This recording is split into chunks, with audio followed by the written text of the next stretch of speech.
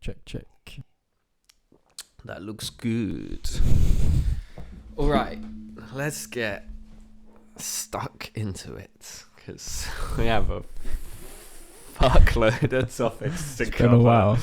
It's been a minute, but you could say we're back outside, boys. All right, let's open up my. Look how fucking wham my note is of all the topics. All right, music. Let's start with music. It's always a good place to start. An easy place to start. Yes. Welcome back, by the way. If it's been a while, you might have forgotten who we are. This is Don't Start a Podcast. I'm Ben. I'm Aron. And yeah, we just sort of record our highly influential podcast for 2 to 3 hours. It's a bit of nothing but facts. 100%. So, are we starting with the big one, or? If you've got any smaller ones, Okay. maybe we should lead up to. Yeah. Yes, I do. So, Division's album? Still haven't heard it. All I'll say is, whilst they still aren't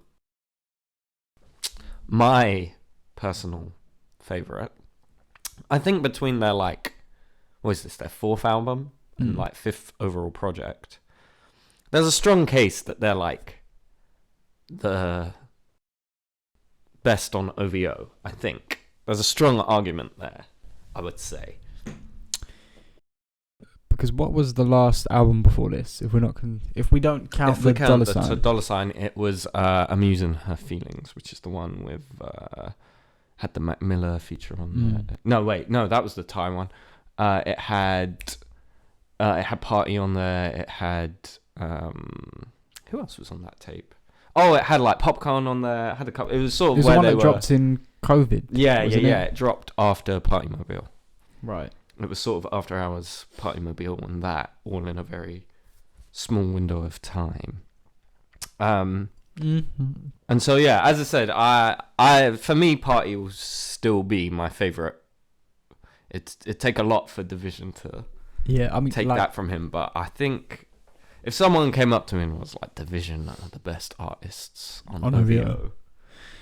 Because I mean, low-key, even 1985 as just a beat maker, I forgot how many of Drake's hits he does. He does Hot Like Bling. He does. I think he does Hold On, We're Going Home. He does a lot of Drake's big smash hits, iconic hits, where you're like, oh shit, I didn't even realize. Yeah. No, I think Division they're incredibly consistent. Obviously, I haven't heard the newest album, but I think they're very consistent. My only argument would be for me, Party's first three mixtapes. Yeah. Are probably the best tapes or projects put out under OVO. Yeah. By any artist under OVO. As I said, for me, Party will probably always have that spot just for those three alone, and that's if you don't include Colours and all of that. And you have to also. I think there's a strong argument. Yeah, I think there's an argument there, but also, do you include their impact under OVOs in features? Yeah, I get and collaborations, because if we're talking that, they're Party, no one touches Party. Yeah, because I mean, just numbers wise, he's I know the most. Yeah. Although you could argue Magic gave Drake one of his biggest hits. They did. Because none of Party's songs with Drake, songs he's written for Drake are, but none of his songs with Drake are hits in the same way. Not as big, but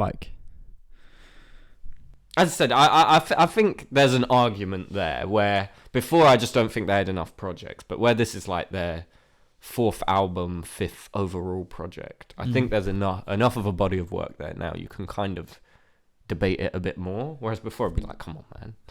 so you was a fan? Yeah, I'm a fan. I do think it's probably weaker than the last album.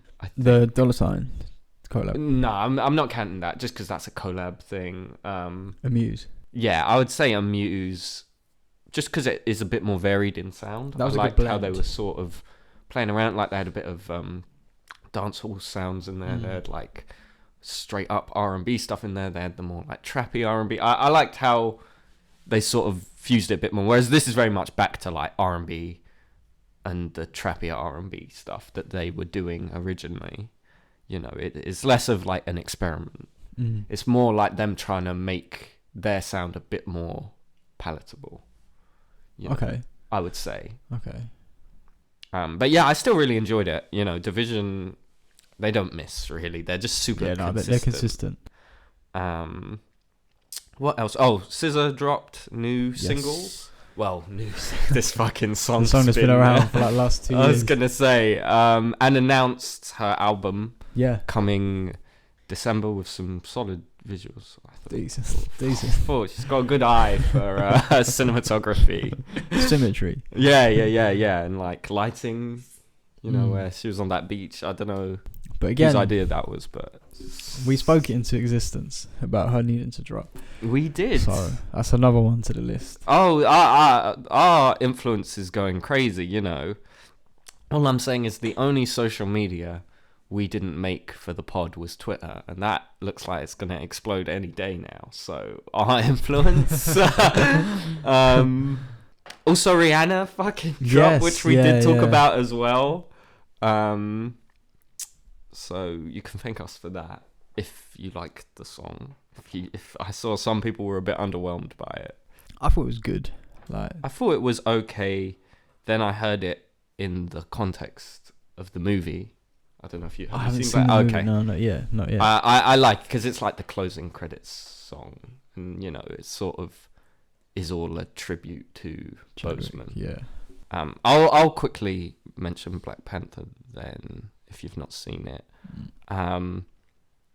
Considering I went in with like no expectations, I was pleasantly surprised. I thought it was really good. Okay. Because probably my most controversial MCU opinion is I think the first Black Panther is okay. Like, it's cool. I enjoy it. You know, I think the cast is really good. But so I really like Black Panther. yeah, as I said, it's probably my most controversial MCU opinion where I'm like, yeah, it's okay. Like, just in terms of like first movies in a franchise, as in like, you know, you got like Captain America 1, Iron Man 1. I think like Black Panther like stands with most of them. I agree till the last third, then it like totally loses me when it's just like what is big CGI. Yeah, and it's just like Black Panther fighting evil Black Panther. You know what I mean? To me, it just became like so standard MCU with like no, like, you know, normally they fight an evil version of themselves. At least normally they like look a bit more different, whereas this was just literally like suit. Gold Black Panther, like except not even he was still Black Panther, but just with a bit of a gold accent. Yeah, do something cool, like have Killmonger not wear the mask or something. Yeah, you know what I mean? And it becomes so like when they're fighting, falling like a million miles, like the mine and as I said, I think it is a great cast, and this movie really shows it because obviously there's no Boseman to anchor the movie. Because that when it started, I was a bit like, I don't know how I feel about this. Like, because obviously you have to do something with it because he passed away, and I was like, is this kind of exploitative? But it won me over the course of the movie. Because I could, when he died, I could see both arguments of people being like, don't recast and recast. Yeah, I mean it's a tough one because like where do you draw the line? Because there've been actors in a role, like a Superman. Yeah, exactly. Obviously, I mean the best example is Spider-Man. We just had a movie celebrating that like there were 3 Spider-Man actors in it. Yeah, and I could see people's arguments saying, how comes the one time we have like an African superhero? We just this one actor is the only person that can ever play it. Which I think is fair. As I said, I could see the side of it. I don't think I think it would have been weird to recast. Yeah, because the MCU doesn't really do it. It's only done that like twice. Yeah, because I agree with you there. Because when it's been done in the past, it's usually when there's a reboot of a franchise that they recast. Whereas like if you're you're not halfway. How many movies are we into like the MCU, and then suddenly it's just another dude pretending to be T'Challa. You can. Yeah, as I said, I agree with that. People are like, well, we're the Hulk, but like that was a long time ago now, and same with circumstances. War Machine. Yeah, like Edward Although Norton. we are doing it with Ross, aren't we? The Red Hulk. That's a good point. He died, and we're replacing him with Harrison Ford, which is going to be fucking bizarre. But then, like, Red Hulk, Harrison Ford. Yeah, my only thing is like he was always a minor character, and no one's like Agent Ross, or not Agent Ross, General Ross, or whatever the fuck he is now. The MCU made him like president just like, or something. I think the Black Panther, like, you know. What I mean? It's like if and Black Panther is more of a mantle anyway, so it's more okay to like pass it to new people, like even within the context of the story. Yeah. But yeah, I'm not gonna lie. The ending, it got me a little bit really choked up. I was like, ooh, I didn't expect to like feel things. But yeah, to me as well, I think it sort of this is a good place for me to like jump off the MCU, where like I'll still watch some of the movies, but I don't think I'm gonna keep up anymore. I mean, I already haven't seen Thor. I haven't seen Ms. Marvel. I haven't seen much of She-Hulk. Same. Like, I've already kind of jumped off, but this felt like a nice, like, closer. Well, it's like a great movie that wraps up most of the loose threads from Black Panther 1. I was like, cool. I can, like, step away. Like, satisfied. This is a good ending. Because, obviously, Endgame was such a high that then everything else after it was a bit like, oh, I don't know about this. Yeah. So this gave me a chance to be like, no. Mentally, I'm sort of checking out. If I hear like one of the movies is really good, I'll give it a watch. But I'm not gonna like run to the cinema to watch Ant-Man 3. Yeah. Or whatever. I'm hearing a lot of weird things about that film though. More like, not weird, but like MODOK's in it. Yeah, but and it's like a weird version of it. Yeah, I mean, it looks like the fucking terrible Avengers game did a better version of MODOK than this film will. Yeah. And like obviously Kang's gonna be in it. Yeah. Like from the trailer, he like. Have you seen the trailer? Yes, on my phone when I wasn't really paying attention. You like see him as like the actual. Yeah, he's like design. blue, isn't he? Yeah. Which kind of like, I don't know. I always say I'll never watch. I'll stop following it, but they're just like easy watches. I'm still gonna check in, but I'm not gonna like try and watch every movie anymore. As I said, I'd already kind of stopped, but this like mentally gave me a chance to be like, oh, this is a nice like ending. Right. You know what I mean? Right. And it just looks great. I miss movies looking good, especially Marvel movies. I mean, kind of, have they ever looked good? I don't know. But like, I mean, yeah. Good. Yeah. Like, Ryan Coogler is a good director. You know what I mean? Like, some of the stuff, some of it isn't. Like, I think some of the underwater stuff is a bit murky. Which I already saw people on Twitter being like, well, it's under the ocean. What do you expect? But, like, it's a fucking movie, man. It can look how you want it to look. But, yeah. That's just sort of the brief thoughts without getting into any spoilers or anything. And and the soundtrack in general, it's quite good. I really like that Thames cover of, it's a Bob Marley song, right? That was in the trailer. Yeah. That's great. I think that's part of the reason that Rihanna song didn't really hit, is it's like you already had a really nice ballad with a female singer, and that Rihanna song is written by Thames, so it sort of feels like a Thames song anyway. So yeah, I sort of wondered, like, why not just use that? But, you know, Rihanna doing a thing is a big... I was going to say, just for, like, the culture. Yeah. And, like, it's Black Panther, you know, I mean, like, the last one was Kendrick Lamar did most of the soundtrack, so...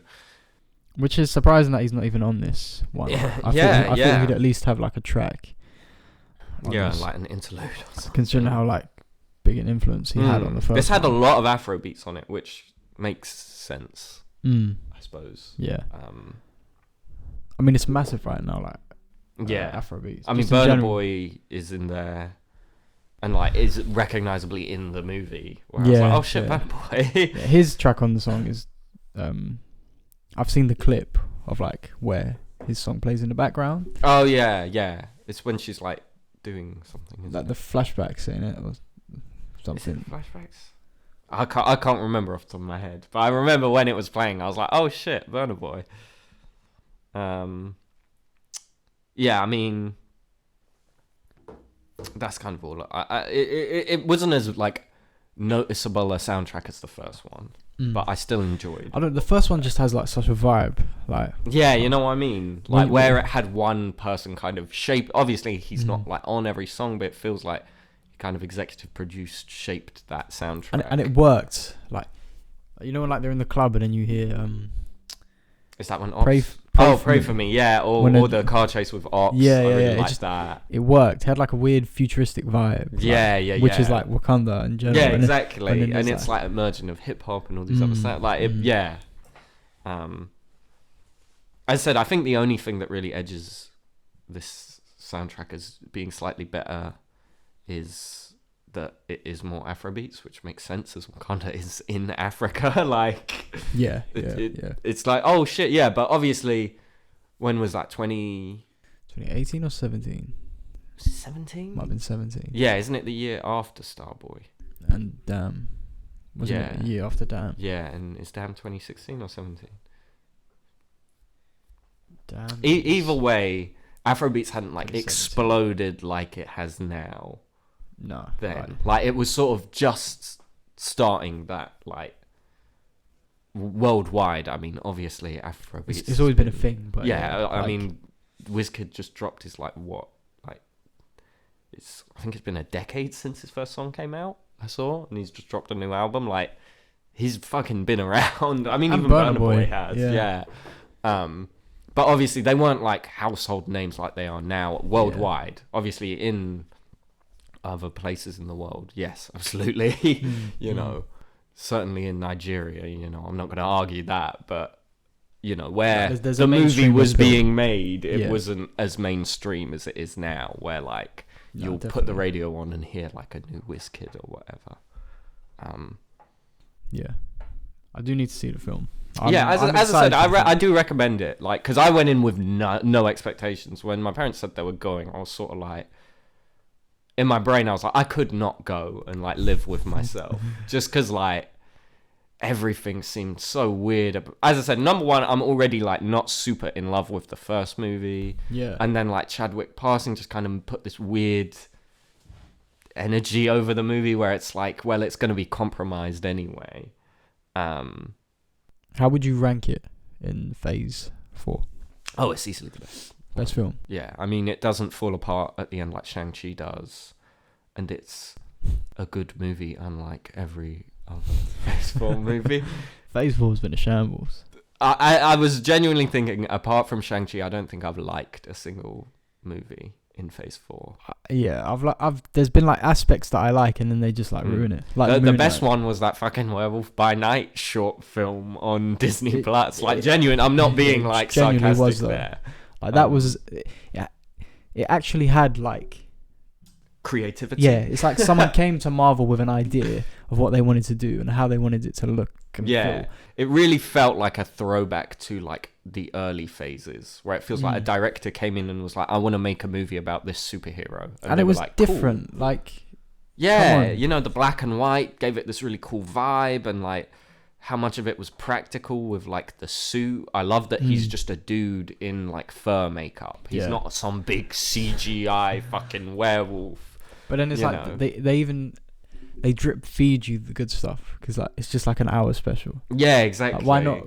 Why can't we get a show out? Yeah, why was that not one of the shows? Or why, like, because it felt like the perfect first episode. That and Moon Knight should have flipped. Moon Knight should have been a short film, and Werewolf by Night, because it literally felt like set up where it's like him and Man-Thing could like go a new place every week and like meet another monster. That would be, because like it's an unpopular enough area of Marvel that you're not going to worry about, well, this messes up the phases though. Like, I had big plans for Jack Russell. Like, no one did. You know what I mean? Yeah. Like, oh no, Man-Thing.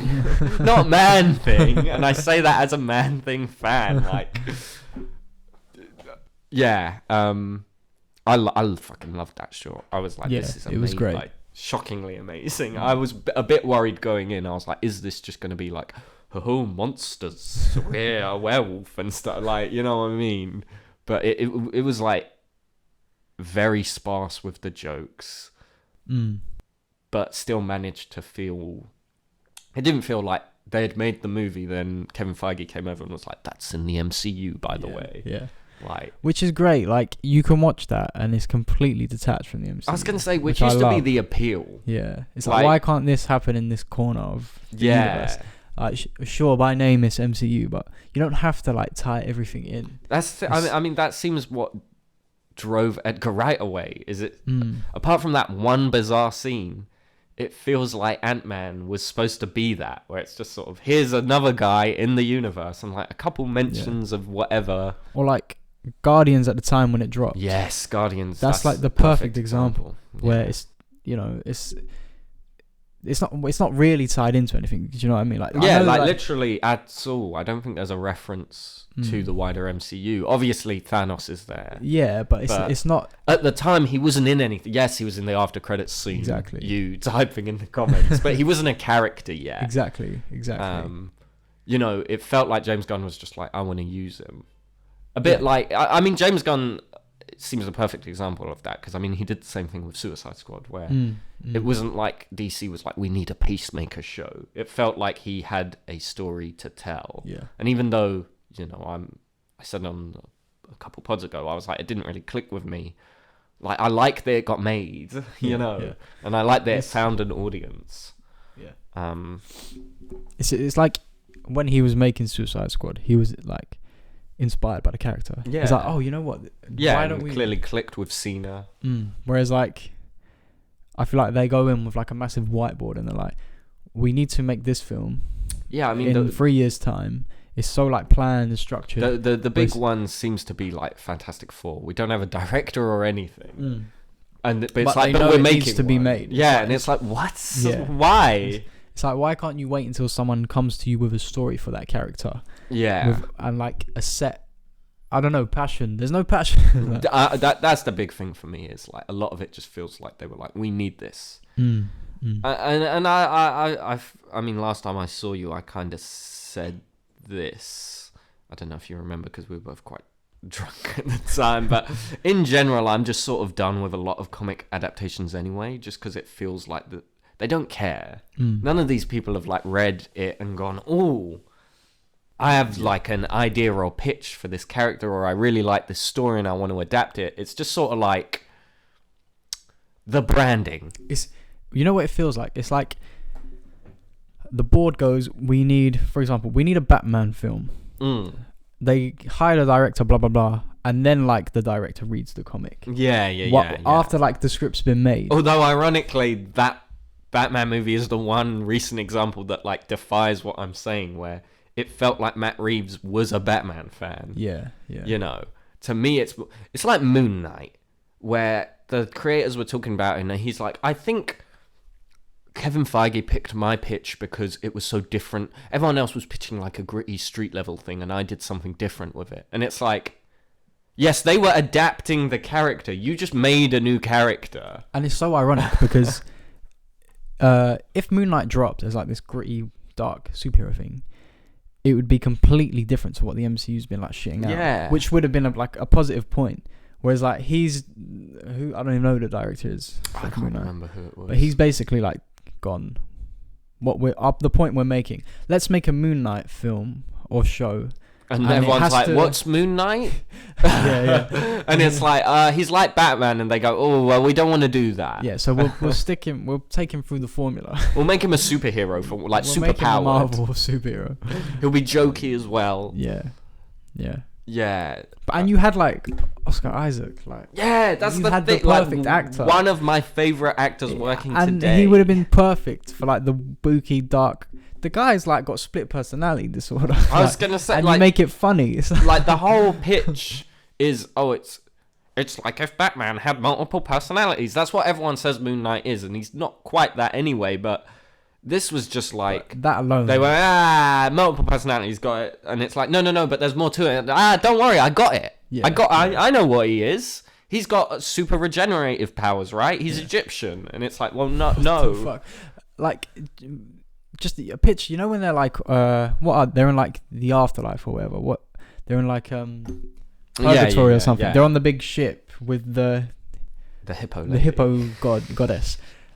Like that should be dark. Bro, you just had like a whole episode where he's like tripping out in a fake version of a mental ward.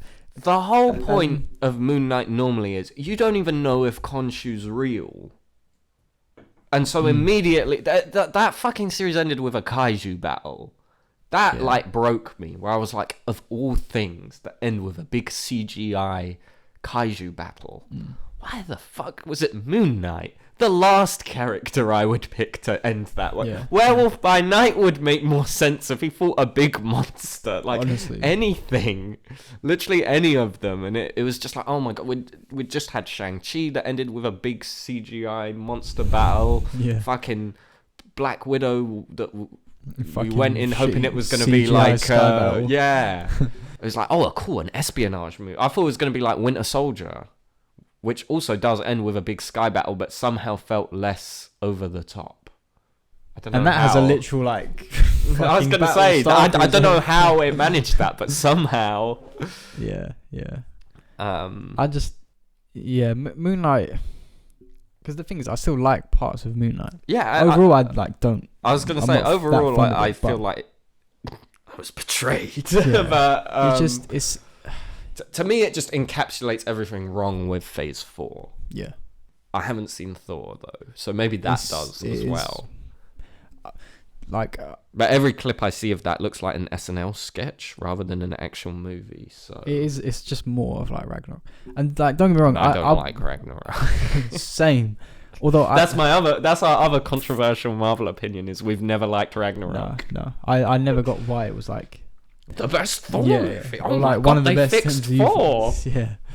They just molded him into like every MCU other, Guardians, like because they literally put him in the Guardians. Yeah, he's bootleg Star-Lord at that point. He's just Star-Lord who's confident, an interesting and character. Hench, like yeah. Yeah, I don't know. We're not. That's it. That's the last time we're talking about the MCU, apart from when Aron watches Black Panther 2, and we'll probably. And they're going to like ruin Daredevil. I'm just putting it. I'm speaking it into existence now. He's probably spitting. I hate to admit it. As I said, already seeing Deborah Ann Wool say she's not being approached made me go, "Oh no!" And him being like I'm not being really CGI acrobatic. But for me, it's just like Karen like anchored that original show. Like she is like our eyes into that world. Eyes, he's blind. She was though. She was like the balance between Foggy and him. And she's the perfect example of doing something different from the comics and improving it. Like Karen in that show is way more interesting than Karen in the comics ever is. Like Karen in that show is a three-dimensional character with like loads to do, and you know her chemistry with Matt and Foggy is fantastic, like, but not in a like romantic, just in that I like seeing the three of them together. Like the ending of season 3 when they're finally all together and happy again is like so comforting. You're like, they're back, the gang's back. It feels like they went through like such a journey. Hell, and you feel it. You feel, yeah. You know, and her interactions with King. Oh my days! That scene where she like goes to his apartment and just like fuck. It's like I killed Wesley. Like fuck you. Season 3, fantastic. Goated. You can tell the budget was dying, but like, damn. Sometimes what a show needs is no budget. I mean, I'm telling you. Especially Daredevil. After like season 2 went like over the top. Yeah, where it was. They like scaled it back, but one of the best like seasons of television I've ever watched. I was gonna say like just Kingpin in like a fucking skyscraper, no one can touch him, and Matt just like has destroyed his life. And the great thing is because when they were like we're doing Born Again, I was like but he's already ruined his life. Like the Born Again is Matt's life being dismantled by Kingpin, but like season 3 his life's already dismantled. So I was like, how are you going to make it worse? And I love that that's the point, is Matt thinks like, my life's already shit, you can't ruin it more. And it's like, no, I'll fucking show you, I can destroy you. It like forces him to come out of like and like reclusive depression. Bullseye is fantastic. If they don't bring him back, that's like such a missed opportunity. I'd love to see him in, because the one criticism of all the Netflix stuff is like they never do the costumes really. Yeah, but like it's not even like. It's more of like a picky thing. Yeah, exactly. I agree with you. Well, season 1, I think the costume is like terrible. Like the way they shoot it and light it, like the Daredevil suit, not the black, kind of the Man Without Fear outfit. That looks fantastic. That looks great. Especially in season 3. Yeah. Oh, when they give him the little white, it's so simple, but the hands. Yeah, with the ropes.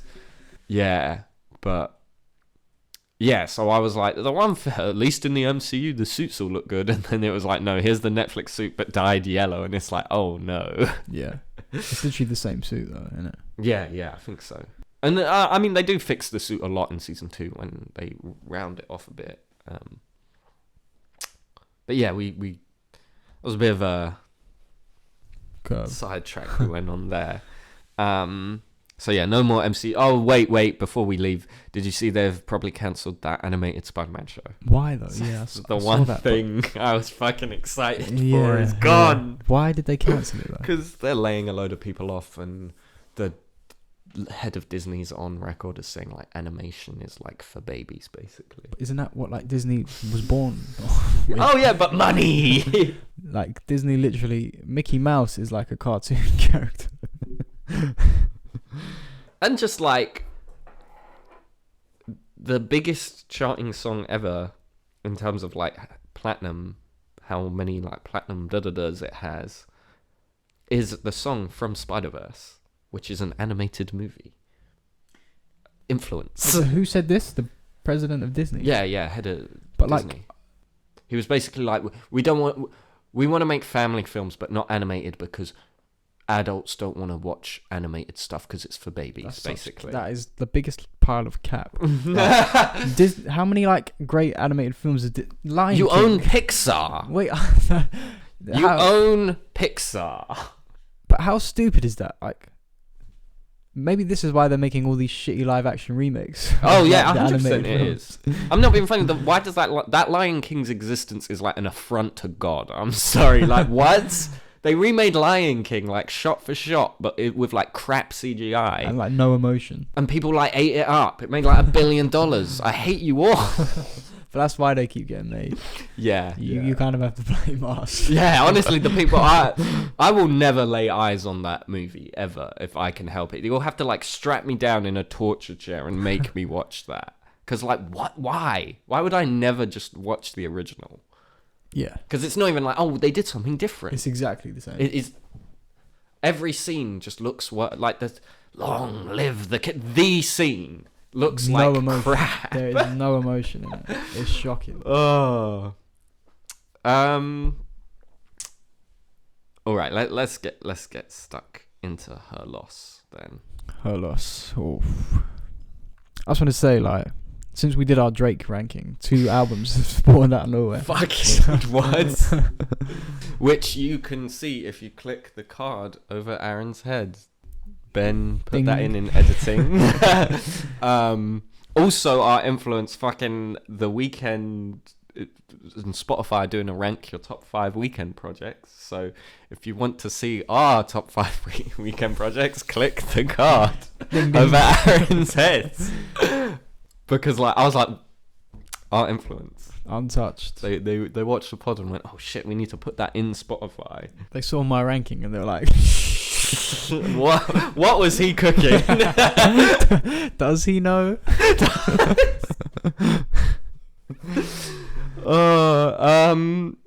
So let's start with the rollout of this album, because obviously that Jimmy Cook's music video dropped and it was like a fucking oh no, before this there were leaks on Reddit where, I think it was Reddit, it might have been a forum, where someone that like reliably leaks Drake stuff, like he's like proven, was like, there's an album coming on the 28th and it's an album, like it's not Scary Hours, and everyone was like, okay. And then obviously we got that announcement that it's a collab album with Savage. It got delayed a week, and they did the one of the best rollouts I've seen in like recent years. It was great. And like the thing is, like, it wasn't majorly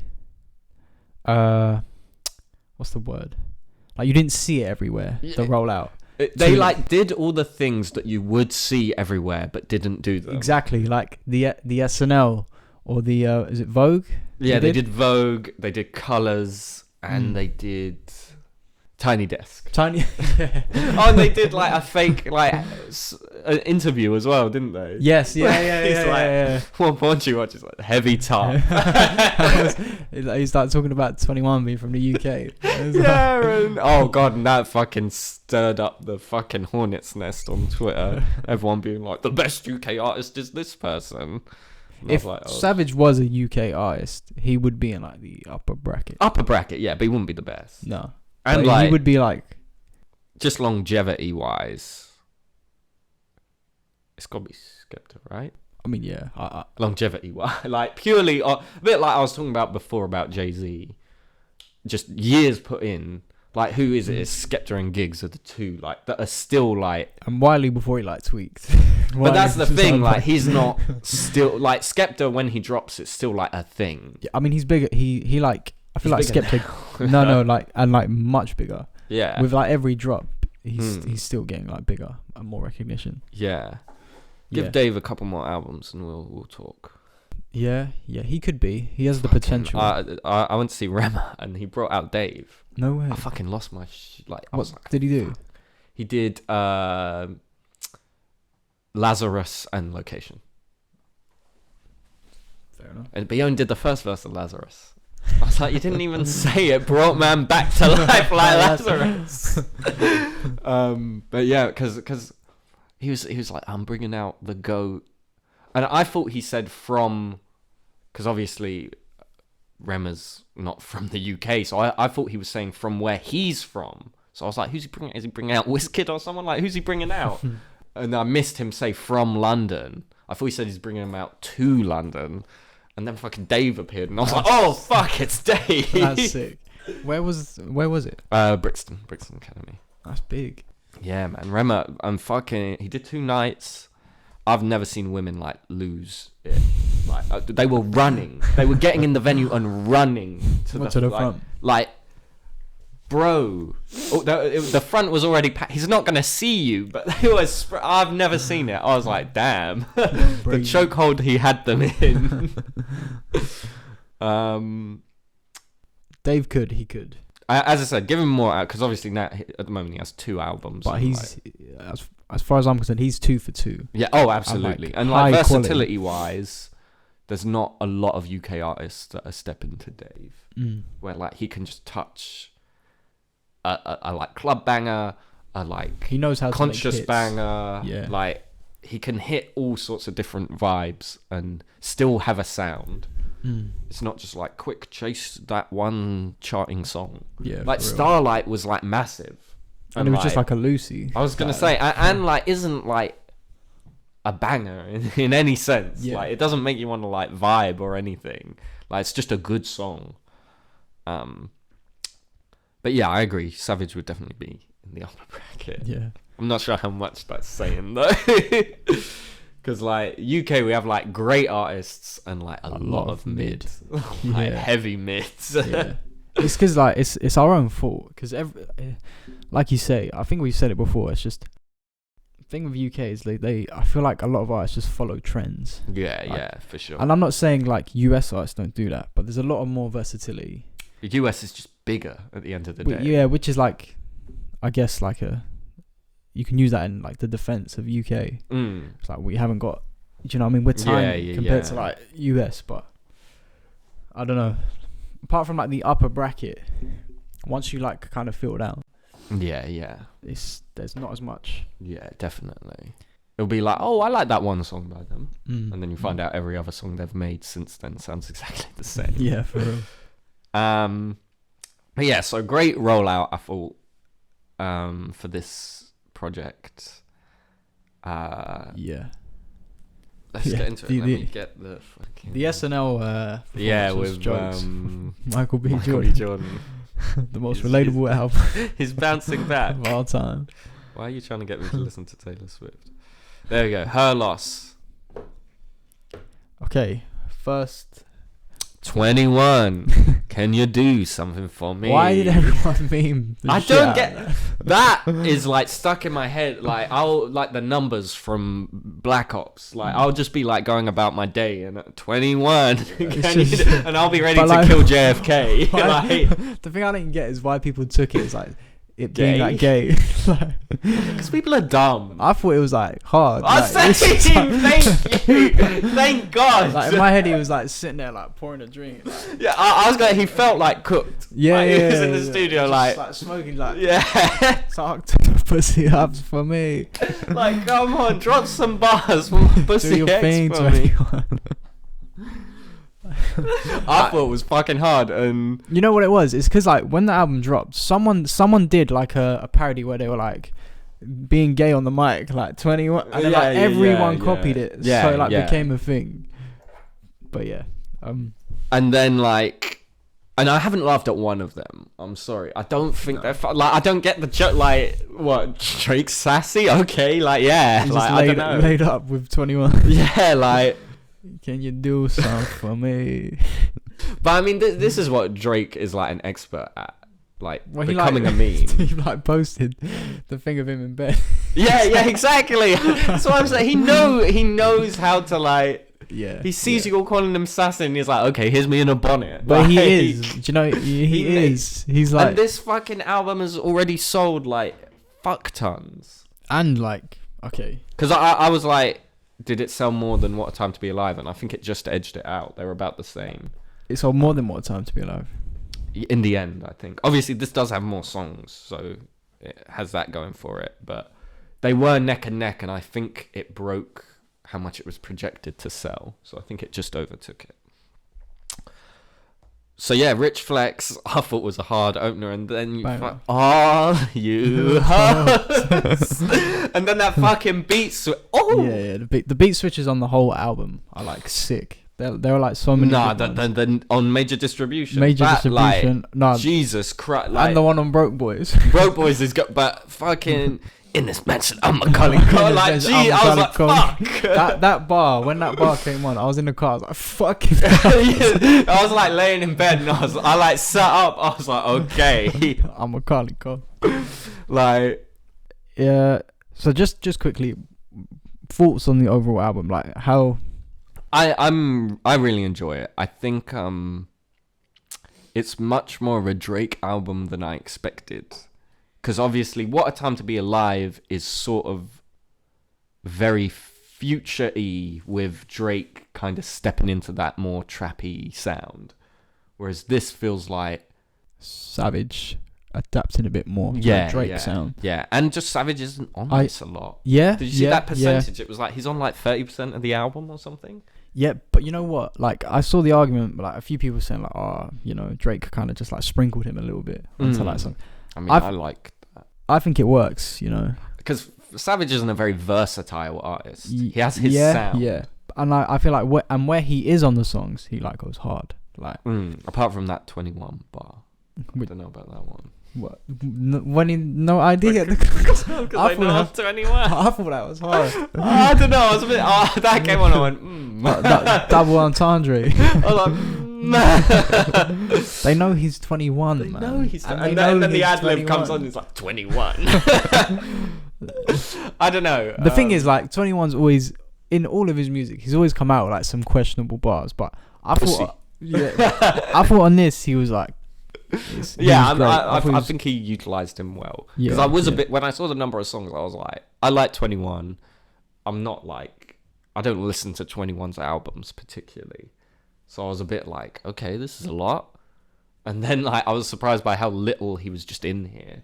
But like you said, I think he's utilized very well. I think he works well. I didn't want it like What Time to Be Alive where just because I don't them going like back to back. Savage as much as Future for one. I just don't think it would have worked as well. Yeah, I mean Future's a very versatile artist as well, so him and Drake work so well together. I mean, look at the difference between all of Drake and Future's hits. Like you have this year, you had Wait For You, and then you also had what's the other one? that has I'm on one. Like, look how different those two songs alone are. True, yeah. I think that shows like just how. Well, like they couldn't make a what's the fucking Mexico? No. Oh, Party with a room with. Used to this. Like Savage and Drake couldn't make a used to this. Yeah, no. Do you know what I mean? Whereas like Future and Drake could make like a Rich Flex for something. Yeah, or Spin About You. Yeah. Which, that. I got feelings for you. Yeah, overall, man, you know what? I thought it was great. I first listen, I was like, it was okay. And then like I've listened to this album like over and over and over and over again. Like, it has a lot of replay value. You can't bullshit. And you can't go wrong with a Daft Punk sample. Oh my day! When it came on, I was like, and he did that thing. I know you love when Drake does it as well, where he like flows with the sample. He just does the hook. You know the head was great. One more time. Gotta run the fade. Like I was like, okay, don't do romance. Yeah, like that. Who did that beat? Because that was fucking insane. I was like, whoa.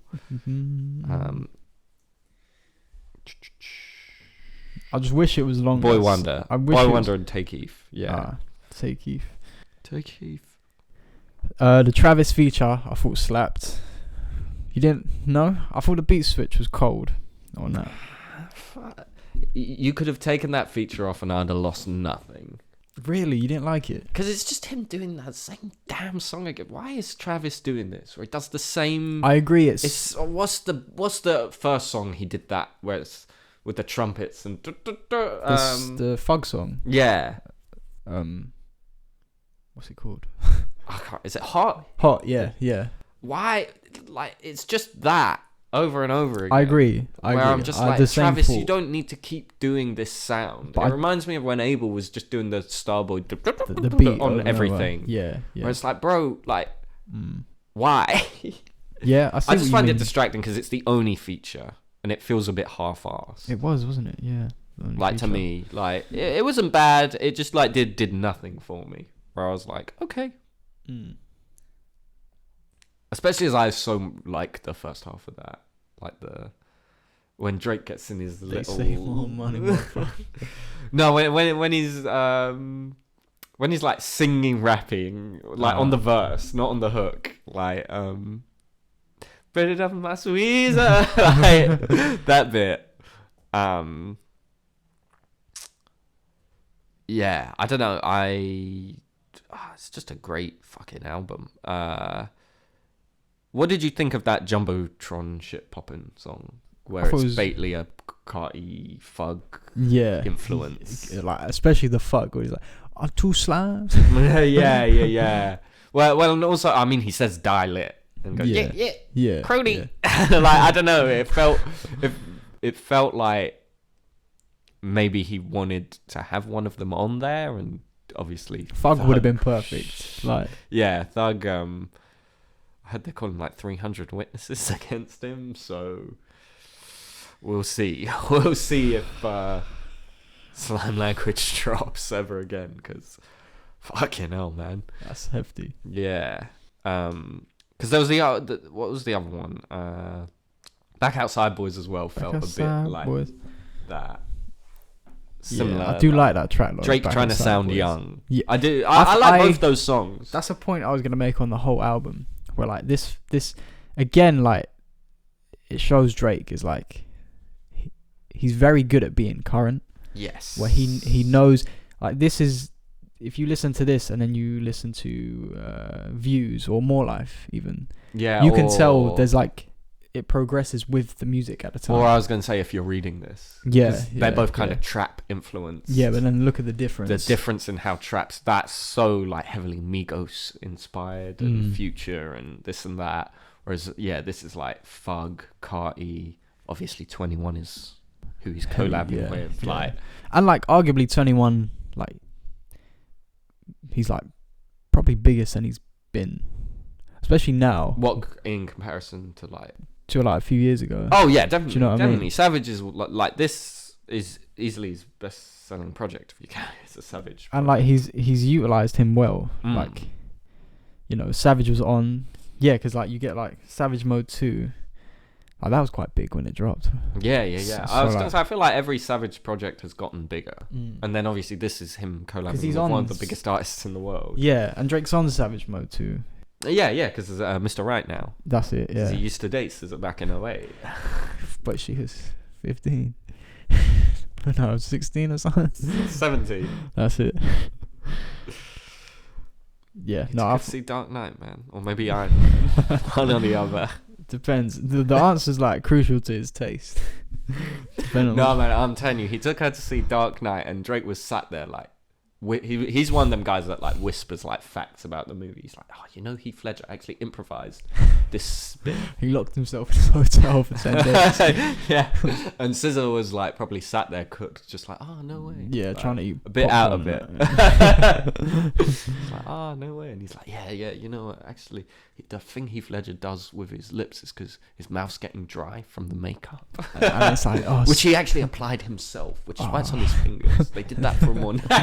Dre was definitely in there giving her the factoid. It's like Cillian Murphy. He was in the first one. The main antagonist. And they actually set up Joker at the end of the last movie, but Gotham looks different because they shot this one in Chicago.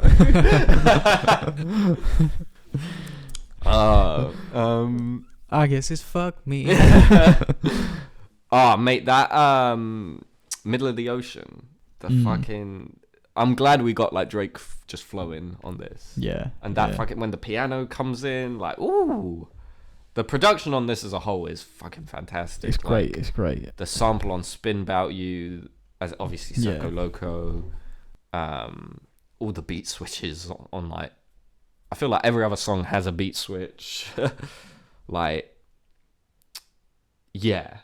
I think on my initial listen, what put me off a little bit was how much it sounded like CLB. But then I was like, I had the same thing with What a Time, where I was like, it felt like the B-sides of If You're Reading This and DS2. So I was like, it makes sense that this collab album sounds a bit like the B-sides of CLB mixed with, Savage Mode 2 or whatever, like. And so second listen, I was a bit more forgiving of that, where I was like, oh yeah, like I see, and he's doing some different stuff in here. He's sad on some songs, which I'm glad. That's my big complaint with CLB is why he's not sad. Damn, man, not sad anymore. I guess it's fuck me. No, man, and that fucking, what's it called? Hours in Silence. Yeah. I can't believe that song's 6 minutes long. A lot, like, because it started, and I was like, okay, because I saw the time. Like, I just happened to glance at my phone, and I was like, okay, there's 6 minutes, and it got to what I thought was the hook, where it's like, something might be, what is it he says? Just like right before the beat switch. I can't remember. And I was like, oh, this is kind of a weak hook. And then the beat switched, and I was like, okay. Yeah. But acting like a bride to be. I was like, okay.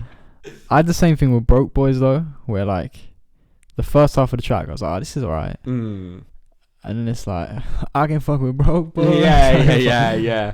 I mean, even kind of Major Distribution, where I was a bit like, okay, where are you taking me with this one? And even Rich Flex before it hits like the proper beat switch, where he's, just doing the like harmonizing. You're a bit like, where is he going with this? And then he drops that P&D bar, and I was like, so we're in for a good time. That bitches are waiting on us like we're P&D. Yeah, no, overall I thought it was great. Yeah, no, I really fuck with it. I also don't know why people complain about the album cover. Drake and 21 Savage make an album together, and the cover's a stripper. What were you expecting? Like, I don't know.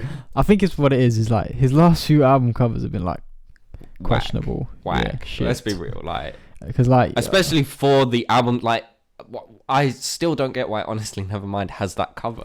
It's just like, do you know what I mean? It's no effort, it seems. Yeah. Like, you want Drake used to have like some iconic album. Yeah, covers. I mean, it's like in. I mean, even I think Care Package is where it starts, because like, what the fuck is that cover? Yeah, but you kind of get away with that because it's like I don't know, it's a compilation. Yeah, but that's where you think. Yeah. But then it's like, okay, Dark Lane has a cool cover. I don't mind Dark Lane. Yeah, I don't mind it. You would get away with that if the other ones were good. Yeah. But then like Loverboy was just whack. It's fucking terrible. And honestly, the worst things to ever exist. Honestly, never mind. Looks like a tramp stamp too. And just like lazy, like yeah. For the album, it's sort of like his fucking dance album. Like you could have done so much. And even like as far back as like Scorpion was like. I like Scorpion. I don't know. It's just we have a little. If it was a better album, I think it'd be more because it's like this is Aubrey's album. You know what I mean? Here's him in the black and white with the signature. It's like he's had some great, like So Far Gone is a great album cover. Nothing Was the Same. Yeah, I mean Nothing Was the Same is like one of the most iconic. Yeah. Album. I mean, although it's simple, if you're reading this, it's too late. It's great for what it is. Views is iconic. But then it's like, yeah, I get what you mean. He's a bit hit or miss because I mean, Thank Me Later has kind of a weak cover compared to So Far Gone and Take Care, like what's sandwiched between like two of the best Drake covers. I mean, What a Time to Be Alive is just like some diamonds dancing. Yeah. I don't love the album cover for Her Loss. I'll be honest. Like, I like it for what it is. I think it's like the perfect vibe. Like it's a bit grimy. But you could have just done like them sitting in a strip club.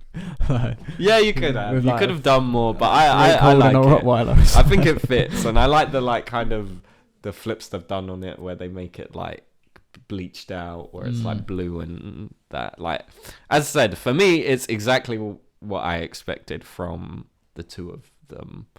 Yeah, like an Atlanta stripper smiling with a grill. Like I don't know, and a little plaster on her face. Yeah. Would you? Absolutely. I'll subscribe give you some feedback on the next pod. How did you feel about Drake taking your political stance? Saying he would vote Tiana Trump. That was a hard one. Because I know I know you're one of the earliest campaigners for her political for rise and power. Rise and power. I know you were one of the earliest people to draw that was a cold stance to my attention. Who's the president? I never voted once. Especially as he's Canadian. Like, what are you chatting about? I love it how like he's just like basically like I don't vote. Like I'm not. It was so hard. I rewound it because I missed it. I was like, did he just say he's gonna vote Trump? Like what? And then I was like, oh, this guy. It's so like corny, but I fucking love it. It's like she should get on some merch. If she put her in the music video, put her in the music absolutely video. Come on, that's jokes. Put her in some other videos too. Also that feminist bar was fucking funny where it's like, I'll blow $500,000 on you hoes. Yeah, I'm a feminist. No man, to me, this album felt the most like Drake being influenced by Don't Cancel Us. I felt there was a lot of Ye influence in terms of the like just out silly bars, like deliberately comedic bars. Yeah. Because I saw a lot of people like taking the piss out of him, where he's doing that on the ad libs. Like I was like, he knows what he's doing. I love it though. Like same. I would rather him because what Drake used to do is he tried. He was like corny, but he's like, no, I'm not corny. Yeah, he's like, now he's like, what do you mean? Whereas now he's like, yeah, but I'm rich. Yeah, literally, I'll have a rich flex on you. Yeah, like, 21. As I said, it feels like he was cooked on the this is the same guy that say that you're a lesbian girl, me too. Like, yeah. He knows what he's doing. But it works better on this album. I don't know why. Like, it just feels like he's being less filtered. Yeah. I mean, as a whole. And like that, he came out with that quote where he's like, 21 Savage was like, say what you want to say. Yeah. Which was, because he even like sends shots at like Ye and. Yeah. Which I saw people criticizing him for, and I was like, I feel if anyone's able to criticize Ye, I think Drake as a Jewish man is probably allowed to send some shots Ye. Like, you know what I mean? Like, I did it for the mop ties. And even then, it was it like really a jab? It was more like, yeah. Like, it's just sort of saying I don't fuck with him. Like, it wasn't beef, but it's like I don't fuck with the guy. which Yeah. like of course he doesn't. And Like, he's just have like- we seen them together since that concert? Yeah, good point. And he's just like outright, fuck Adidas. I tell you what I found interesting. I saw this thing of like Drake's most streamed and least streamed song from each album. I was shocked to find out on More Life the least streamed song is Glow. That is surprising. Yeah, like there was like 10 other songs I'd have picked before that. I was like, really? And like on if you're reading this, it's the New York song. 5 p.m. Is it 5 p.m. in Really? New York? Yeah, that's like the least streamed song. That is the last song. Yeah, but like, still. I don't know if you're gonna replay a song from that album. I'm No, it's a surprised. banger, isn't it? Like, Oh, you gotta love it. Oh, you.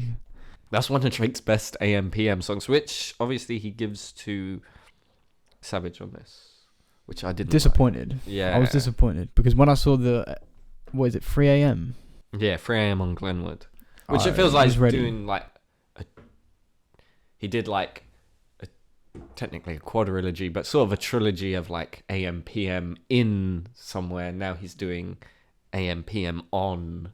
Yeah, because what is it? Last one was on Bridal Path, and now it's on Glenwood, so it sort of feels like he's going rather than in a country. It's like on a very specific road or whatever, which is interesting. But yeah, I was a bit disappointed, like. Because those songs are so good. They're like some of his like best. Oh, rapping Straight wise, up like rap. easily. Yeah. Especially the first 3, Yeah, I mean, like 4 a.m. well, technically the first one's in Dallas, which Oh is the yeah, worst. yeah, of course. one. yeah. I forgot. Um, Is it 4 p.m. in Calabasas or 4 a.m. PM, p.m. and then 4 p.m. 5 a.m. in Toronto 5 a.m. in Toronto, and then 6 p.m. in New York? Yes. Which like Those all 3 three of are them. like, mwah. Je ne sais quoi. That it's like those and like some of Drake's like, I don't know, like Do Not Disturb type. do not. vibe, Yeah, do you know what yeah. I I was mean? gonna say the ones the like album closers. Yeah, Which is sort of what Middle of the Ocean feels like, even though it's nowhere near the end. What is the closer of this album? I guess it's I fuck guess me. You said fuck me. I was like, cool. So now what?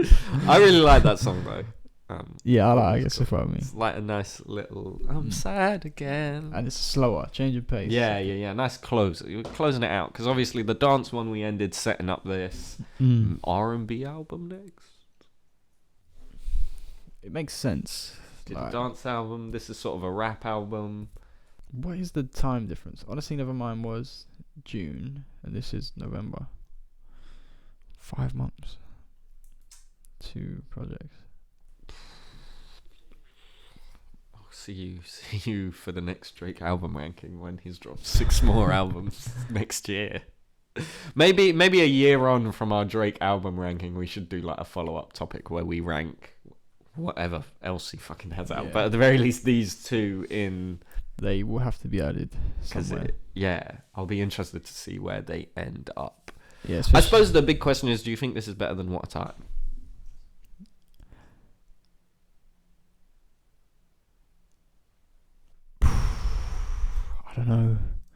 I don't know. No. Correct answer is no.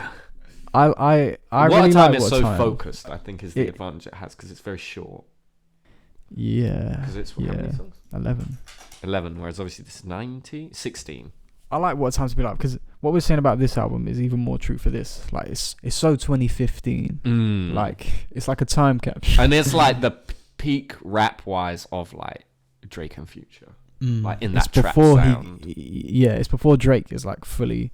Every album has to have like mainstream. Songs. Yeah. I don't know. I need more time. Yeah, I was with going to it. say, obviously it is recent, but. Because right now my head's saying yes, but I know in like 5 months I'll be like, what a time. I don't think it edges out What a Time. You don't think? Nah, but I mean, as I said, I'm a big Future fan anyway, so like already just the collab. I mean, I was saying to you when this wasn't out, I was kind of hoping he was going to do that collab with Ross. That would be like like Cigar Drake. Yeah, It's like, that's like paranoid mob boss Drake. yeah. Like Churchill Down type. Yeah, Drake. yeah. I want that on an album with Ross. Not a Jack Harlow. he got like annihilated on that song. It's kind of sad. Honestly, it's depressing. Pull 100,000 grandpa, I'll probably have a heart attack. So I pull 100,000. Like what? What are you chatting about, bro? Come on, man. Like Drake's on here, whips and he's rhyming like onomatopoeias on you. For like real. what? Some of the wordplay. in that. Like, come on. You're here chatting about like nothing. He like lemon pepper freestyled him. Yeah, that's the thing. It was like harsh. I felt bad for him. I was gonna say because Ross on that he's in it so little on lemon pepper. He just sort of gives you a nice intro. And like I'm not even because like, Ross was good on that. I mean like it's that level of Drake. It's like the flip. It's like if Drake had Ross's like amount of time where he has one verse and Jack Harlow's got a big chunk of the song, and he's still. I think still got enough, and he re-recorded his verse. That's shocking. You should never do that. Like, or if you do, you gotta make it better. Like you can't be like, oh, wow, Drake's actually trying. I'm gonna try, and it's still bad. Like, yes, exactly. Do a nav. Take it off your album. Yeah. At least he was honest about it. At least he was like, yeah, I'm whack. Although Drake and Nav could make a banger. I've been a big champion of that. I mean, even I don't like Jack Harlow. Why was it not like a first? You know, is it First Class is his big song, right? Yeah, the first Drake example. On a pop banger with Harlow could be huge. Yeah, because like one of his best songs is like the Chris Brown song, Jack Harlow. Like I don't know. I don't listen to. It's just because that was like one of his hits. It's like you can't be on like a laid back beat trying to like. Like Drake, honestly, unless you're like a Ross type, but like who else does that style of like where you're like you said, laid back, cigar smoking. Yeah, like you can't be. There's not many people that can sort of, because that is like Drake's lane, really. I feel like rap wise, where he does like some of his best work. Yeah. Said, which is why I address you when you don't own property. That's cold. That's cold. No man, Drake on this album was on one. I don't know what happened. 8 words when I think about you is funny. When I think about you, musty. This is what I'm saying. It felt very yay. It felt like you can't lie. You could see him. But that's what I'm saying. That's a compliment. Yeah. It's like I don't know. Like I don't know. Like it's because with Ye you're used to like fucking him being serious and like groundbreaking hip hop, whereas Drake he's kind of always been a bit corny. That's his appeal. That's what made him like relatable at first. Is it's like he's rapping about like being sad. You know what I mean? Like yeah, man. This is a really good album. So I've thoroughly enjoyed it. No, I did. Need to check back in on it every now. I suppose favorite tracks before we move on. Good question.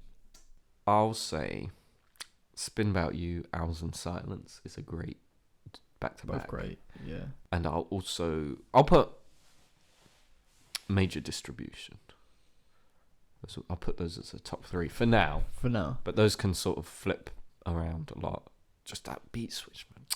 In this match, I'm Macaulay Culkin. I think I would put Major Distribution as well. I'd put Major Distribution. Beat wise, Circo Locos definitely. On BS. Okay, yeah, I do like Pop that one. the Aron. Like I can live a trio. Not feeling nothing. Oh wait. Oh shit. So I'm saying a lot of the songs sort of feel like they were just like chilling in the studio rather than like. But I like that. That's what I'm saying. I like it. Yeah. It feels very natural as a collab album where it's sort of like Drake was playing 21 like his album, like the deluxe version of CLB. Yeah. 21 was like, let me get on that. Let me jump on that one. And then they just kept going. Like they were just smoking bear, drinking bear, and were like, oh no, do this. Like, listen to this fucking flip Boy Wonder did of Daft Punk. You know what I mean? Like. What's the bar on BS where he's like, I'll jump on the track and make it. That is for real. For real. Yeah, that was fucking fantastic. I'll probably go Major Distribution on BS. I don't know. I do like I Guess It's Fuck Me. like depressing song. Yeah, in the back. yeah. As for me, the depressing song that takes it though is Hours in Silence. Hours in Silence. That fucking outro bit. Well, it's not even an outro. It's like 90% of the song. Honorable mention. It's not like one of the best songs, but again, the beat switch on Broke Boys. Yeah, I do. Like he could have done more with the beat switch. Mm. Like I feel like it's kind of short after that, but like, oh, you make me sick. I would have swapped Travis for a Cole feature though. On that song. On any of the songs. He would have worked well on Circo Loco, because it's like the me, and you know the what's the song he's on with Fug and Travis? London. It's a very similar I can beat. see that. Like if he was on that flow on Circo Loco. Honestly, I could see him on mostly. Like even like Spin About You, I could see him like in that sort of like deja vu style, like where it's a bit more lovey, or like Circo Loco, even Pussy in Millions. Yeah, to be fair, like Cole he's very versatile. And like I just say Cole because he's done such good work with Savage recently. Yeah, and good like, point. Good point. Him and Drake clearly have quite a close working relationship now. It'd be nice for them to do a proper collab, because obviously he remixed Pipe Down. Yeah, good point. Which he shouldn't have done. Yeah. He shouldn't have done that. I would track. No, because that's like one of the best songs on CLB, and like it's just not the kind. I don't know. It's not the kind of beat I want to hear Cole on. I want to hear Cole on a more relaxed. Yeah. Like he should have done like On Bridal Path, or even the one that has Ross and Wayne on. I'd like to hear him on that beat. What's it called? You Only Live Twice. The Hove song on Love. Oh yeah, absolutely. He would work perfectly on that. Yeah, fucking hell. Mm-hmm. But he is working on an album. I saw. I'm ready because I don't know Cole. I don't know. I'm kind of over Cole albums at this point. I'll give it a listen, but I know he's got another banger in there. Of course. I just hope he's not trying to like compete. Just do your thing, man. You're a legend. Yeah. Like, come on. Yeah. You're J. Cole. Jermaine Cole. Yeah, because like... you know what I mean? Where it's like, J. Cole. Jermaine Cole. Like, that guy. Where is that guy? The guy that gets that reaction out of me. Yeah, you're right. As I said, I just feel like KOD onwards, something's gone awry.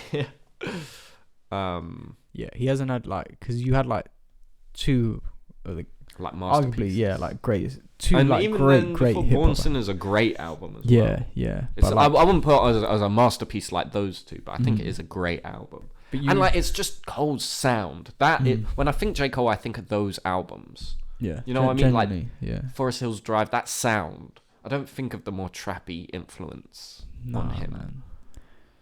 My thing is, like, if you dropped Forest Hills Drive today, it would still be so fresh. Timeless. Yeah.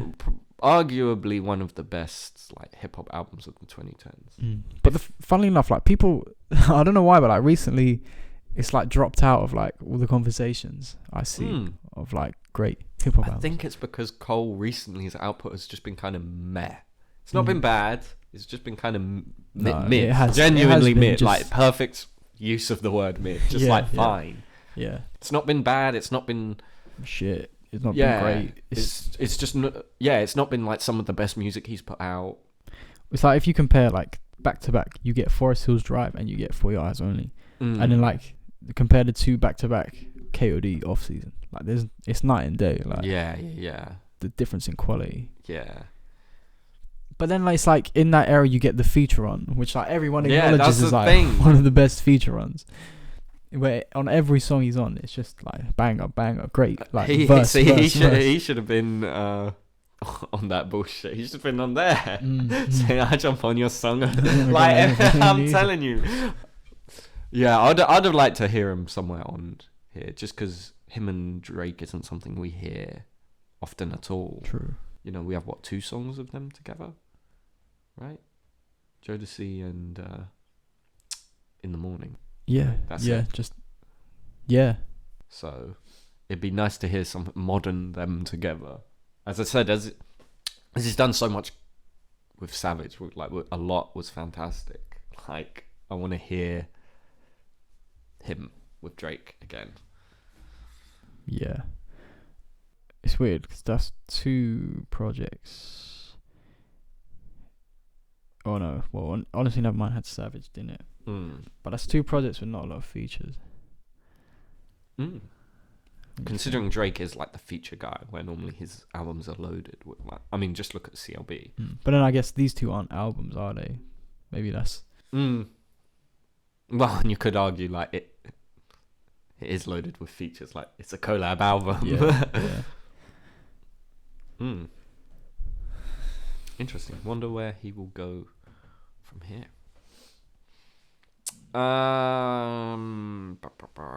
What other music? Oh, our influence. Let's hear We it. won. Like, I won. Wireless has gone back to one weekend, I noticed, and it's at Finsbury. This year? Yeah. It's about time. It's about damn time. Why did they try? You're welcome. Well, unless you're from Crystal Palace, in which case, hold this L. Or Birmingham. Hold this L. They saw us make that video. And they were like, you know what? They're like, they're spitting facts. I'm glad. Because that's Wireless, man. Wireless is like Finsbury, the London festival. Like, and like Finsbury. Like, yeah. That's just where it is. Like, behave.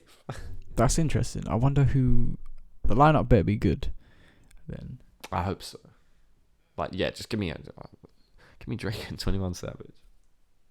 Yeah. When is Drake gonna tour?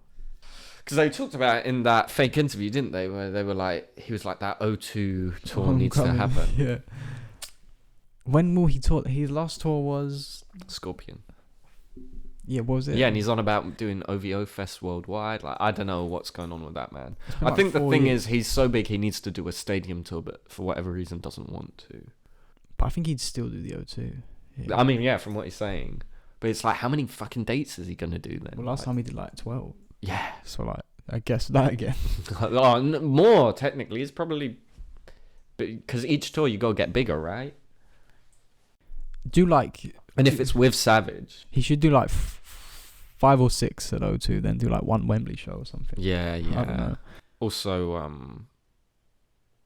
I would like a future tour for that album. I don't know where it's been. Future Why? at the O2. No one is touring though. It feels like all the people that are dropping albums just aren't touring. Yeah. Still. Division are. So I will see you there in February. That's fair enough. Like, yeah, I don't know. I don't know what's happening. It feels a bit weak. Also, I had a weird thing in a weird email where I follow, is it Bands in Town, whatever they're called, where they like email you when artists announce shows in your area, and they were like, SZA's doing a show next like summer in Finsbury Park, and it was Wireless weekend. So I was like, did they accidentally leak that SZA's doing Wireless again? Probably. Or is it like a glitch where she did it last year? I think But I was like, if she's dropping an album in December, makes sense. I will be there this time. I missed out last time. I will not. She's finally dropping an album now. Finally. And singles are banged, so we'll see. Should be. If they're even all on there. I wonder what will be on there though. Because she's talking like time ago. Bloodstain is like... Oh, sorry. What's it called? Is it called T-shirt? Shirt? Shirt or T-shirt? Shirt? I think it's called Shirt. T-shirt's the Migos song. That's it, yeah. I think it's called Shirt. Like... She's talking like this is the start of a new era, and I was like, what were the other songs? Are they just Lucy's? I guess, yeah, because Good Days. I Hate You was definitely a Lucy.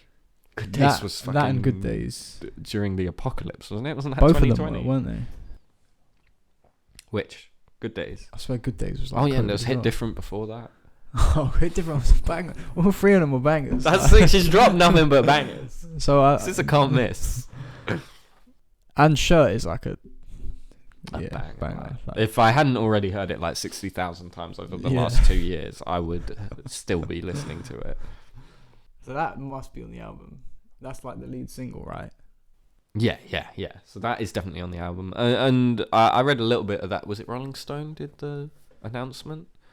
Sounds interesting. It sounds like an eclectic album. Apparently she's got like kind of a rock influence song on there. Like, she's got a Doja Cat remix. I think it is of Shirt on there. So it's like interesting. play. We'll see. Music-wise, is there anything else you want to chuck in?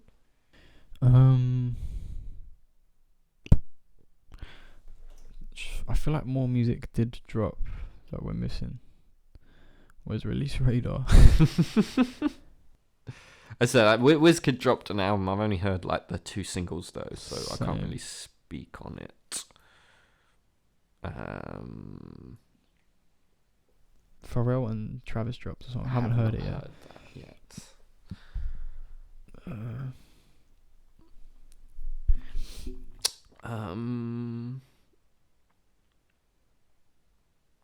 Yeah, I don't have. I think we got it. The only thing, 10 years of Trilogy. Oh yeah, okay. Just as like a throwback to that pod. Yeah. 10 years. No, I'm not doing that again. Too much effort. Yeah, nah. I've put it in there once. I'm not putting it in again. 10 years, man. 10 years. I'm old. Yeah. Man. Old and washed.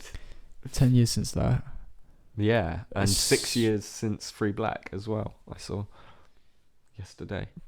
When we were recording. 6 years since Starboy. Oh shit! Yeah, 6 years since we last saw him live. That's again. Where are the that? There's no, because I was like, you just did a tour. Where is the rest of the world? Because that tour's done now. Yeah, fully done. So like, Abel, drop us. Because like Dawn FM's nearly a year old. Fuck. Which tells me like, what do you think your Spotify rap's gonna be? Do you think it's gonna be? It would just be like Dawn FM. You think so? Probably. I don't know. I think Drake will sneak in there. Yeah. Joking aside, like it'll be like that. It'll be like. Honestly, never mind. Probably be in there. That's what I'm saying. That'll sneak in there, because we liked that album. Dun dun dun. Like. No, I still listen to it. I think. I was gonna say. I think it's fantastic. What else dropped this year?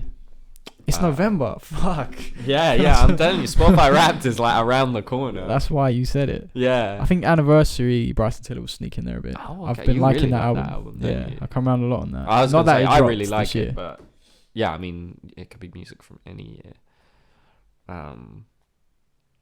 What else? St. John, maybe. I've been like back on Ghetto Lenny's lately. That is I don't know what happened for that album, but I hope. Like, he went insane. That's he was in his lightning bag. in a bottle with that one. That fantastic. I like both his other projects, but that one was fucking immense. Like, every song on there is like a banger. Genuinely, probably the most, hate using the word, underrated album I've heard in the past like 5 years. Like, nobody talks about for it. real. It's like Free Black level. Yeah. Where it's like a banger, like fantastic end to end. Not a miss. We've had some great albums. We need to do our like a pod on like the top 10 albums of the year. Yeah, well, and definitely like a wrap up overall on like some stuff we didn't talk about or missed. I mean, when the Spotify Wrap drop will probably be a good time to go through it. Synergy, the algorithm, get it in the algorithm. I think I'll be interested to see what's in there, because my Spotify Wrapped is always a chaotic mess. Yeah, so no, we got a lot of good music this year. Yeah, I was gonna say we've been very lucky with music this year. You know, just not a lot of tours. Yeah, I don't know what's been going on. Well, COVID. I know, but it's like, are we not? I think there's just a backlog. I'd imagine. I guess hard to book in. Like lots of places, so people kind of doing little especially with like Weekend, who is doing like a stadium tour. That's the thing, to book out. It would be harder to book out like massive venues, I guess. Yeah, for sure. All right, I guess that wraps up music. Yes. Shall we shift to? Obviously, we kind of talked about movies a little bit, but we should give a little bit of closure for the audience on our thoughts on Halloween Ends, I suppose, where we saw that. Yeah. It was terrible. Yeah. I think that's... The thing I found so interesting is, like, how similar this trilogy went to a little bit to the Star Wars sequel trilogy, but especially to the Jurassic World trilogy, where it's like you get the first one. It's basically a remake of the original movie, but it's a sequel and is generally very successful. Yeah, liked enough. Critically a bit mixed, but overall I would say more people like that movie than don't. Warrants a sequel. Then you get the sequel that does a big wild swing and like hits for some people, misses for others. I think like in terms of hits, it's like Last Jedi was most successful, then Jurassic World 2 was a more mixed to negative. Mixed, but not as... And then Halloween Kills was like mainly negative, with like a few people being like, I like the movie. And then you get the third part, which just like feels like they all kind of take the same route, where they just ignore the other two movies, kind of remake the first one again, as though the first movie of the new trilogy didn't already do that, which is already weird because they're supposed to be sequels to the original. So you're like, what was the point? And yeah, just go in a totally new direction. And like, I generally recognize as being some of the worst movies in the franchise. Easily. I know this one does have its fans because it does try something different. It does, but it doesn't even commit to what it tries differently. Because I've already seen the people who defend, you just don't like this movie because it tries something different. And it's like, no, I don't like this movie because it's bad. It's badly written, it's badly acted, it's badly shot. It has the funniest ending to a horror movie I've seen in years. Like, maybe in my life. It was ridiculous. I don't know, like, my thing was... We were laughing. Yeah. We were literally laughing in the cinema. My thing is, the argument that... I get the argument of it tried something different, but, like, it... Doesn't mean it was good. Yeah. And, like, you can't fully use that to defend the film because it doesn't commit to that. Yeah. It, like, it immediately falls back into, like, a cliche of, like, oh, it's a dupe. Like, he's not the real villain. Yeah, exactly. We're going to kill him early. It's like... Especially as it was the last one, I don't know why they didn't commit to it. Like, it's over anyway. This is your last part of the trilogy. This is the last Halloween movie that will ever come out ever. Definitely will never make a reboot, a sequel, a requel, a prequel. None of that. Reboot, a 20th anniversary. That's it. This is it. Halloween ends. Because everyone, for some reason, chose to believe it this time. I don't know why. But then my thing is now, like... They've used every excuse of a reboot. Because it's like, they tried making sequel after sequel after sequel. And then with this one, they were like, none of them sequels are canon. Yeah. But then it's like, all these sequels are shit. So the next one will be like, and Jamie Lee Curtis will be even older. And she'll be like, nothing is canon apart from the first one. Again, like... Yeah. Because they've already done a full-on remake before. So... Without Jamie Lee Curtis. Yeah, like remade it from scratch. The first movie doesn't exist. This is a new set. Like, Rob Zombie already did that. Like, everything you can do with this franchise is done. So, who knows? They will do another quest. Michael Myers in the quest for more money. Yeah. He was just stabbing the money bags. Although, our fucking influence again, they announced a fucking Friday the 13th show. Did they? I didn't see that. And you know who's doing it? Brian Fuller, Hannibal. Wow. He's doing like a prequel, which was the only thing that made me go, Prequel how? Has it been revealed? We just know it's a prequel to the original, but I don't know what that means. Is it like Bates Motel where it's a prequel? Or even like Hannibal, where it's a prequel, but like not really. But give me like a booky psychological drama about how like Jason is scarred by his mother or something. I don't know. Yeah, and that could be cool. Just make Bates Motel. Yeah, but like which I haven't. I've only seen the first season of, which I hear gets better. It does get quite good. I never finished it though. Never finished. Because I was gonna ask. I hear they just like remake Psycho in like the latest. They do in the last season, I think. That's cool. But I never finished it. It is quite good though. As I said, season 1 there was like greatness in there is just mixed with a load of plots. I was like, I do not give a shit about these people growing marijuana. Like, like, what the fuck are we doing here? I came here to the Norman Bates prequel. For real, they made it like a daytime television. Yeah, it's like Riverdale-ish. Yeah, but they do like get rid of that. Okay. It like becomes about just him being a weirdo. Okay. I'll maybe need to give it another go. A bit like how Hannibal starts as like a serial killer of the episode. Hannibal kind of starts like a day, not as heavy, but it's like, every week is a new. Yeah, it's a procedural, and it's not till the end of season 1 you really move away, and then season 2, like halfway through, totally drops that and just becomes like, let's catch Hannibal. So yeah, I'm excited. A24 are producing it. That's interesting. I didn't see this. Yeah, is this real? Like, yeah, this is like real. Like, I was reading it, I couldn't believe it was real.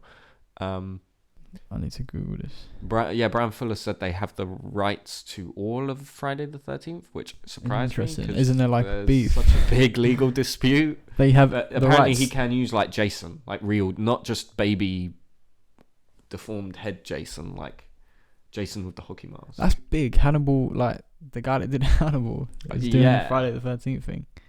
A prequel to the original movie. But this one says Friday the 13th reboot series can't use Jason. Oh. So it is just baby I'm so confused, man. As I said, I thought they would only be able to use the first movie. So apparently the rights are split between two people. One who owns the first movie and another who owns the sequels. Yeah. Which I thought that's how it was. Means one person owns Jason, one person doesn't.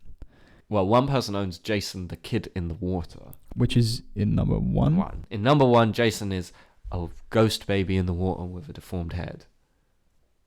Jason they own. It's not till the sequel. Prequel then. Yeah. And it will mainly be about his mum, presumably. But Brian Fuller's quite... Because remember, in the original, he doesn't have in Hannibal, as in, he doesn't have the rights to like Silence of the Lambs at all.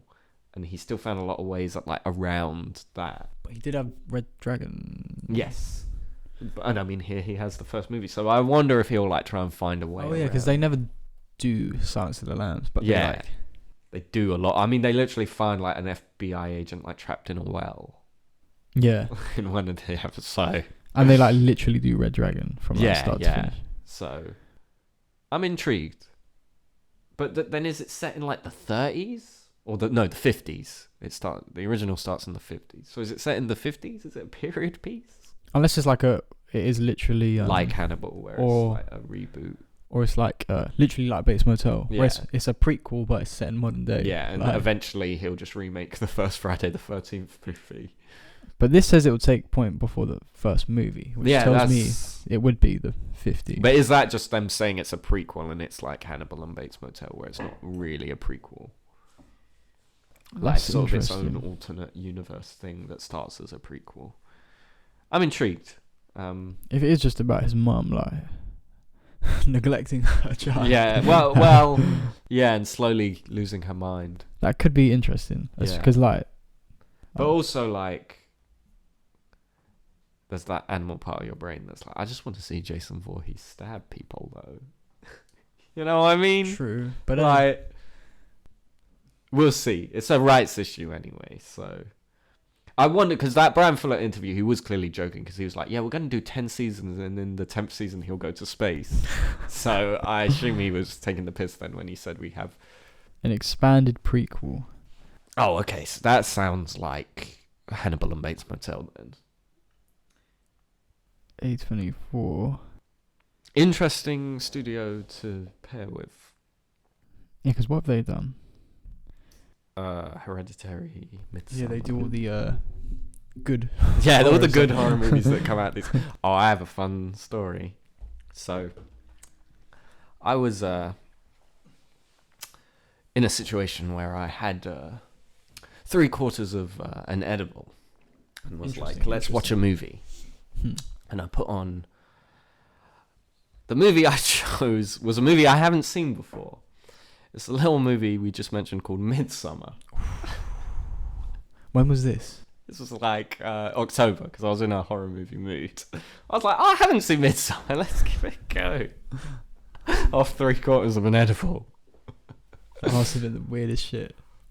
Yeah, because it was small enough that it didn't like hit me. I wasn't like groggy. It just like made me feel like I was in the movie. And if there's a movie you don't really want to feel like you're in. Wait, what was this? Midsommar or Hereditary? Midsommar. Okay, yeah. Interesting movie to feel like you're inside of. Fuck that.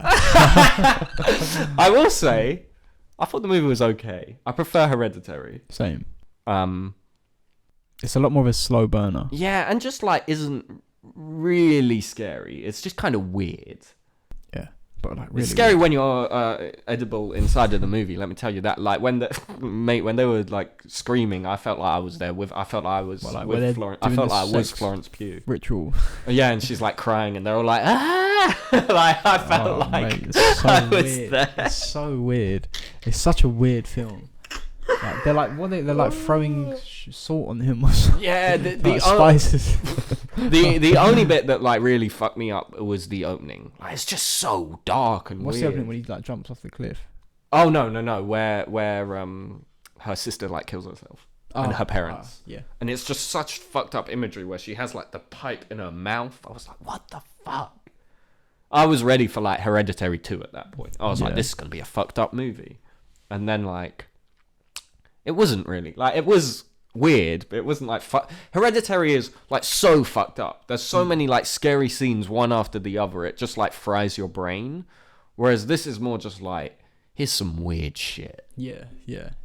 No, it's not scary in the same way. Yeah, I can see why someone would find it scary, but yeah, for me, I wasn't really outside of feeling like I was trapped in there with them.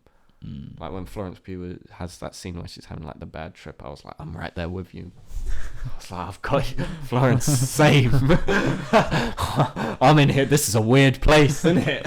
That is a weird. Nah, because don't recommend it. Yeah. As far as movies to feel like you're inside of. Although there could have been worse ones. If you actually watched Hereditary, yeah. But like, I'd already seen it, so I reckon I'd have been more alright. But off the first rip, or because fuck that, like when naked dudes chase her, or like, when she's in the don't, and then he's like in the loft, and then he like the ending of that film is like fucking scarred into my brain. Yeah, where he like jumps. I've only seen that movie once, and and then he like floats up into the loft, and then it's just into the treehouse thing. Yeah. And they're just all chilling there. Just that, yeah. When she gets in the back of the car, or not, where she's in the car and she thinks she hears her go in the back. Nah. Or that scene where she flicks off the lights and just the grandma's there like smiling. Spooky, man. What a weird film. Speaking of smiling. Oh yeah. Smile. I hate that you convinced me to watch this movie. You didn't like it? I thought it was decent. Smile is the first horror movie I've seen in a while that has no original bones in its body. It's like pure assemblage of every horror movie of the past, like from It Follows onwards. I hear it because like I remember I said to you, it's like basically It Follows, but I don't know, like I thought it was like okay. I was like, bored. Really? The only scene I liked was the scene they ripped off from Hereditary, where she flicks off the light and the thing was just there smiling. Booty. I was like, oh. And then I was like, wait, that was in Hereditary, and then the scene moved on. I was like, literally that, where she flicks off the light and sees the grandma smiling. Like, I was like, wait, that's the same scene. I think what it was with me is like everything about the title and like the trailers. It was like one of them shitty. It looked like one of them shitty horrors you'd see on Netflix. It looked like an old Blumhouse movie. Yeah, where it's like so bland and like, and then so I you went were right. No, but like in a different way. Like you know when we were talking about like that new Exorcist film. I will say there were less. Oh yeah. It felt like it was gonna. It wasn't dog shit. It was just boring for me and unoriginal. Was my main thing. Is I was just like, I've seen this a million times before, and I think the monster just didn't really scare me. Because it Follows has the thing of if it catches you, it gets you. Whereas this like. It just dead. Like you're like dead. Yeah, well, and just like it sort of is around. It's just chilling. It's like, hey, I'm fucked up. But then it's like after, what is it, like 4 days or something? Yeah, then you kill yourself, or you, however long you can last in it. Yeah. But you know what I mean? Any scene where the smiling thing is after her, there's no tension because it's like, well, if it gets her, oh well, like it already made her like kill her cat. Oh yeah. Which was a weird, because like nobody behaved like a normal person. If like, it's A-Train's in it. Yeah. He's just chilling there. Like. And he's like, did you kill our cat? And he says it like so casually. Oh yeah, no, that's true. And nothing happens. Like I was like, these people think she's capable of murdering their cat, putting it in a present and giving it to her like nephew. True. There was no consequences for that. Yeah, it's weird. I was like, what? It should have been sectioned at that point. Yeah, like well, that is fucked up. Like, I thought they were going to be like, oh, there was the house alarm. Is it a stalker? I thought was, and they were going to think she's losing her mind and it's just a stalker that's like messing with her. As in, that's what the normal people think, but in reality, we know it's the weird smiling demon. But yeah, I just nothing was like achieved in the movie. Yeah, it's just like they do that thing I don't like, which I'm glad It Follows doesn't do, where they like, let's trace the curse back.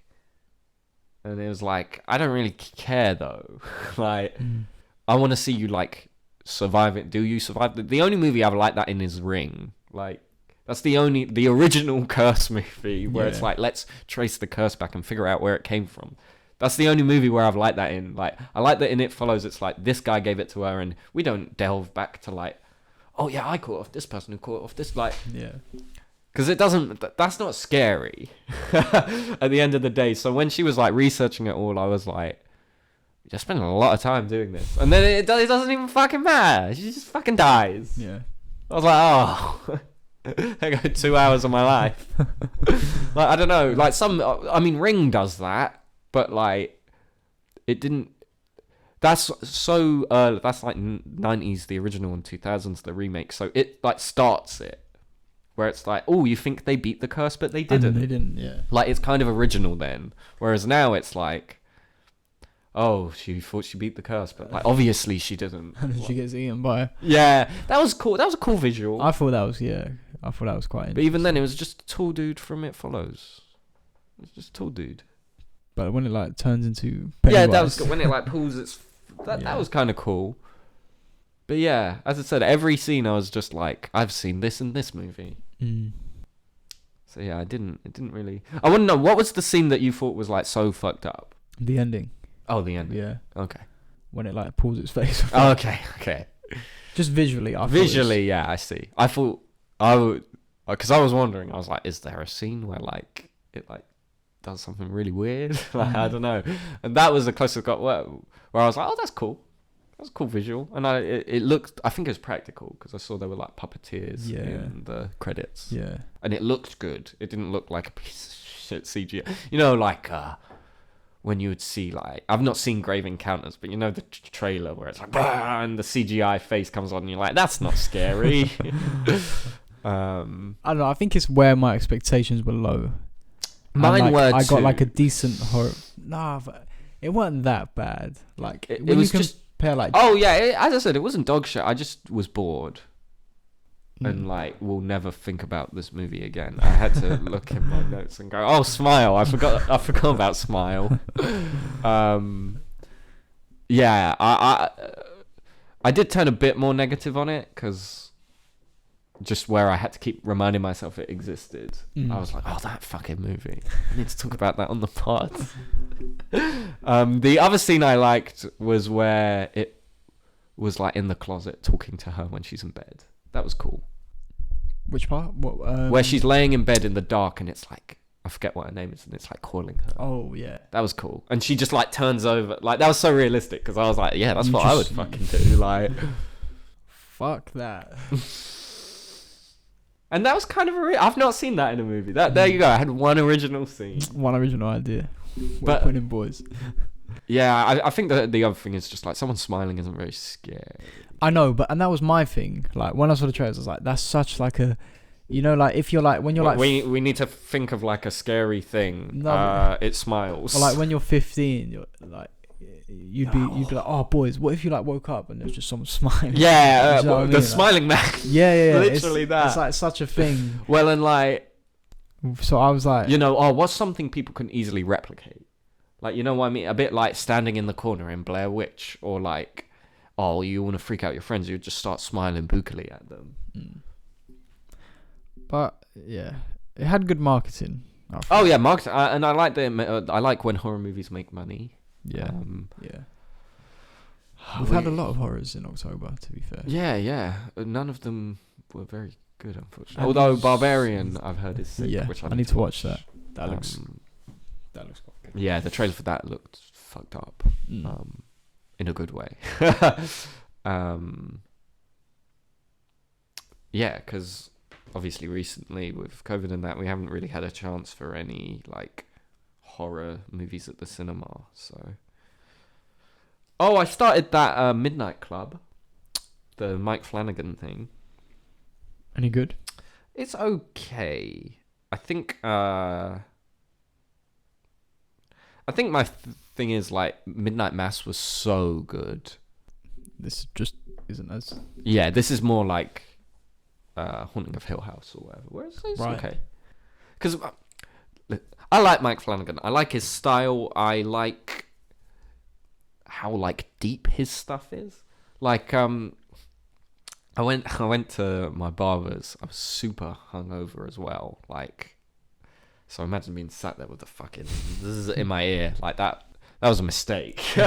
But he watches a lot of TV, and he was recommending it to me, Midnight Club, and I was like, oh, have you seen Midnight Mass? He was like, no. And I was like, oh, it's so good, man. You need to watch it. And then we started talking about Mike Flanagan's horror stuff, and it just lends you to them conversations where we start having a fucking deep conversation about like what happens when we die. Are ghosts real? Is heaven real? Like, you know what I mean? Like Mike Flanagan's stuff like makes you think about like life. Yeah. In a way that a lot of horror stuff doesn't, where it's just like blah. Well, I guess like which I like. Yeah. Because when you look at Hill House, like a lot of people like that because it was like it's like a personal story about the family. It like starts with like the suicide of like the youngest sibling, does it not? Yeah. That's the episode 1. Yeah, it's a thing he sees a ghost because it ends with that great jump scare where she just screams in his face, and you're like, ooh, what is this show? Yeah. And ultimately, I think Hill House is very good. I just think it kind of fumbles at the end a little bit. I need to watch Midnight Mass because like he did Blind. Did he do Blind Manor? Yeah. And like for me, that wasn't it. For me, Blind Manor was okay. It had some moments that were much better than Hill House, but overall did not end up being as good, I don't think. I think there was a lot of in that show, whereas Hill House was a lot of like really good stuff. And some good horror like as well. And Midnight Club, I'm sort of waiting to see where it goes, because it's got this cool setup where it's in like is it a hostel? Would you call it a hostel? Where like a hospice. Where like they're all dying. It's all these kids dying of like degenerative illnesses or terminal illnesses. It's set in like the 90s, I think.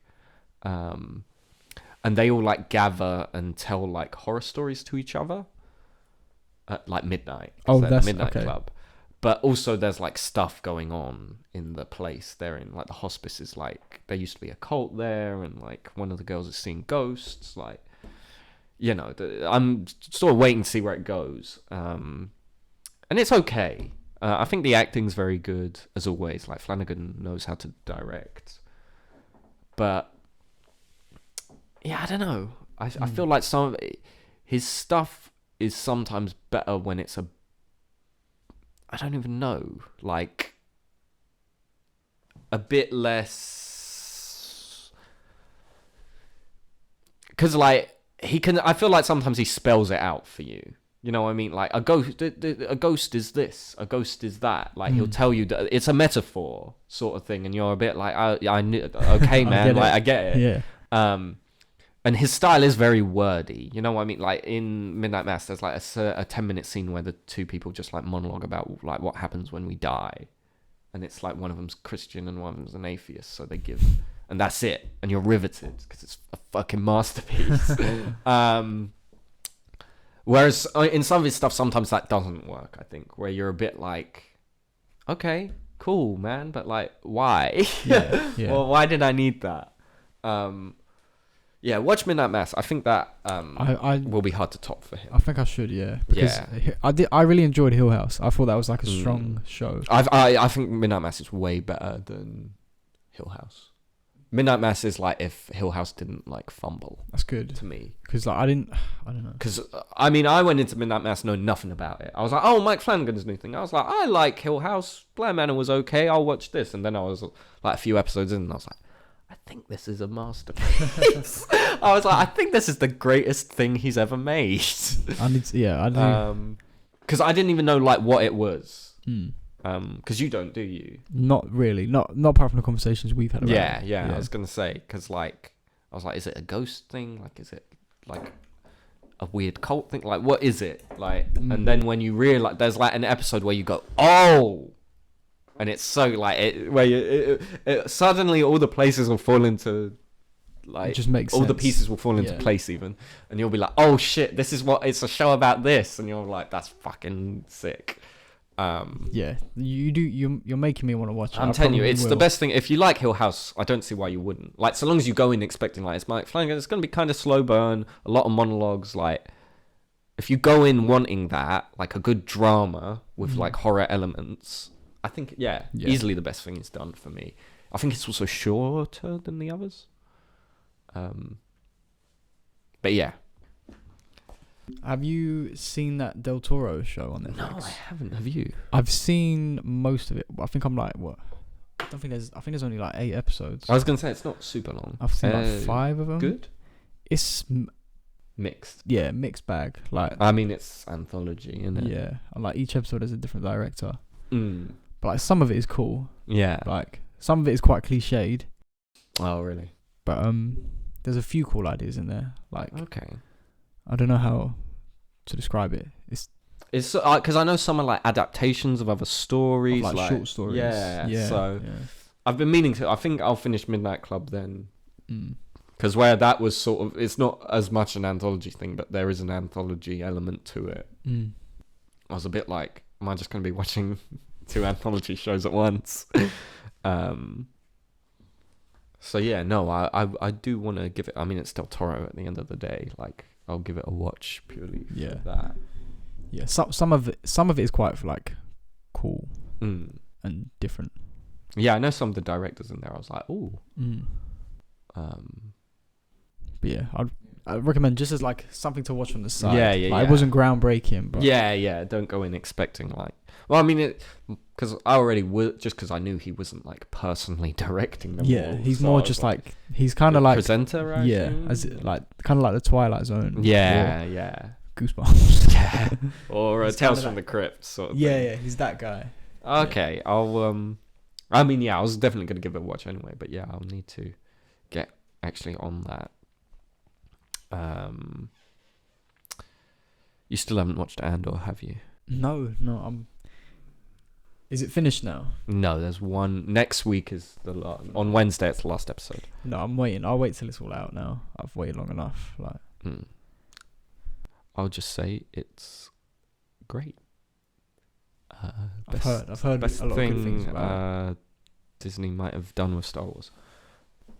Interesting. It's interesting that it's come from give like it the first 3 episodes and see, because they're kind of 3-episode arcs. So if you've not clicked by episode 3, the show's probably not going to click with you. It's just crazy that like Rogue One is the best thing that Disney's done with Star Wars, and that this show is an extension of that. For our audio listeners, I was staring directly into the camera like it's fucking The Office just then. Let's shift into some video games then. Let's do it before we wrap up. Silent Hill 2, I should say, because apparently that's the only fucking game that exists in that franchise. We're getting a Silent Hill 2 remake, and you'll be glad to hear this, a new movie based on Silent Hill 2 that is a sequel to the original Silent Hill and has the same director. Wait, the film is a sequel to the second film? The film is a sequel to the original 2 films that is adapting Silent Hill 2. Which were both crap. Yes. But it's also the same director. So don't worry. It will be crap. It will be no better. And also, adapting Silent Hill 2 is bizarre because, like, you've already ruined it. Like, Pyramid Head is all over those first 2 movies. Like, what? Yeah, I was going to say, yeah. For those of you that don't know, in Silent Hill, like, the monsters are, like, to simplify it, they're like a reflection of, like, your own horrors and stuff. And so the main character of the second game is being pursued for a lot of it by this red pyramid thing, because it is symbolic of his desire to be judged. But that's in the other 2 movies, so you can't do that because like it already exists. It was in the first. It's already a bloke and the second one. He has a big fight scene where he fucking chops all the arms. I don't think I've ever seen in this 3D. Wow. He's got a big sword and he chops all their arms off because they're all reaching out of the cell doors and it's in 3D and you see his big sword in 3D and their arms fall off in 3D. Because nothing says our franchise has life in it like doing a gimmicky 3D movie. Never gone wrong before. Just ask Friday the 13th Part 3D. Or Jaws 3D. Or Spy Kids 3D. Oh, they started at ground level like we've got no ideas. What a weird movie. Those thumb things could be in Silent Hill, I'll tell you that. Them weird thumb people. Yeah. But yeah, so we're getting a remake of Silent Hill. Aren't we getting another game? We're also getting 3 new games, one of which is maybe a mobile game. I was a bit confused by it. But one is like a proper new... One is one from a Western developer, and one is what Silent Hill F is a Japanese. Like, which one is the remake? Japan. Another one. So there's 3 full games. We've got Silent Hill 2 being remade by the people that did Layers of Fear, which was like that PT rip-off game. I was going to say, wasn't that like a free game on PlayStation? Probably. Yeah. Layers of Fear. Yeah, it's about that artist that I think he like kills his family and makes like a painting out of him or some shit. It just looked like PT, but like... Why not paintings. Just... It's Konami, yeah? They're still fumbling. I don't get why not remake the first game, because number one, Silent Hill 2 is like beloved, so anything you do to it, you're like shitting immediately. Why didn't they just do what Resident Evil did? They started from the first one. And the first one is a PS1 game anyway, so you could get away with remaking it. Because it's only ever been on PS1, it's not on PC, it's not on... I mean, really what they should have done is what Resident Evil does originally, which is just make good ports of your games. So we can play the original ones, and then you can remake them as well if you really have to, and I can ignore them. Yeah, I don't know. Just let it die. Silent Hill F could be cool, but in my brain it just sounds like it didn't need to be a Silent Hill thing to begin with. Because it's like set in Japan, it's a prequel. I'm like, you could have just made a cool, inspired by Silent Hill. Yeah, but this is Konami we're talking about. Like, yeah. That one only excites me because at least it's Japanese people making it. Yeah. Whereas, like, no American has ever made a good Silent Hill thing. Because, I mean, the whole appeal is, like, it's set in America, but it's made by Japanese people. So already there's, like, a base layer of, like, weirdness to it. Yeah. Like, before you get into, like... That's the appeal, is it's like a Japanese approach to like Western horror. And like every Western made game, they turned it into Hostel real quick. I don't know, with like Konami have like, they got Metal Gear and they got Silent Hill. Yeah, and Metal Gear Survive, don't forget. But it's like, you have 2 like massive franchises. Both of which had Kojima's involvement, funnily enough. So why? Obviously, we were supposed to get Silent Hills, and he is like the perfect man. If you told me, I mean, look how high. I don't know. I think he would be, because the thing is, Silent Hill can be quite subtle, and Kojima is about as subtle as like a jackhammer to your forehead. Yeah, true. Which is the appeal. Like, but I would like to have seen Silent Hills because and it would have been like weird. At least it would have been like it would have been different. different. I will give it that. Because the playable teaser was cool. Did you ever play PT? No, I've seen like a playthrough, but I never played it. Yeah, no, because I remember playing it. And I was like, this is cool. Yeah. But the thing is, everyone loves that teaser, but that teaser wasn't necessarily even like representative of the game. No, I thought that was like a tech demo. Yeah, but like, would the game have even been first person? Like, it's like Schrodinger's cat. It's like PT is cool, so people were excited for Silent Hills, but Silent Hills wouldn't have necessarily been like PT. So it's like a weird like. Maybe, but I mean, it at least shows he had a vision. Yeah, and like I'll give him that. The horror stuff looked quite cool. Yeah. Even if demo. A lot of it, didn't feel very Silent Hilly, but was that deliberate because it was a playable teaser that you weren't meant to immediately know was Silent Hill? Like, I don't know. I would have liked to have seen it. He had a good team. Like Del Toro was involved. Junji Ito was apparently going to like do monster design. That's big. Fucking that's the big. Go. Yeah, like what? Genuinely. But my thing was like, I think people took it. I think PT now, like, people view it differently. It's like mythical. But at the time, like could have been anything. And influence-wise, PT is the most influential horror game maybe ever. Like, it spawned a whole genre of like walking around a house and a ghost lady tries to get you. But my thing was like, at the time, it was a playable demo showcasing like the technology. Yeah. With a Silent Hill reveal at the end. So, oh, you played our teaser. By the way, we're now going to make a Silent Hill game. Like, do you know what I mean? Yeah. So, yes, the game probably wouldn't have been that. But like, it showcased... It's a proof of concept. It's like, okay. Exactly. And like Kojima, like, apart from... I've never played Death Stranding, but has he really missed? Like... Depends. As I said, I would have liked to have seen him do horror just because it's something different. Because like even Death Stranding still looks like a military espionage thing. Like doing something different with it, but there's still army men in there. Yeah. Whereas like it could have been like a Metal Gear spin-off. Yeah. Like, it's a lot of similar like visually. Yeah. I don't know. And dialogue wise and naming wise and everything. Yeah. So like PT would on Silent Hills. Or at least would have been intriguing that way. But Konami, they're even now, like the Silent Hill 2 teaser starts with like a cockroach on the ground. And I'm like, bro, you cancelled that game. You can't hype people up. Yeah. And you're remaking Silent Hill 2. Fuck off. I don't know. There's just nothing I want to see less than a remake of Silent Hill 2. Because like, it's already perfect. True. Like... That game works because a mixture of like it's kind of janky, and that like adds to the level of like there's a lot of weirdness in there. Well, and I especially don't want to see like Bloober Team doing like who gives us like this is like this is like if you gave like one of the best like I don't know you gave the remake of The Godfather to like. I don't even know. What games like some did they random do? Dude. Who were the studio that are doing this? So Bloober Team, they did Layers of Fear. They did that. What's it? Is it called the?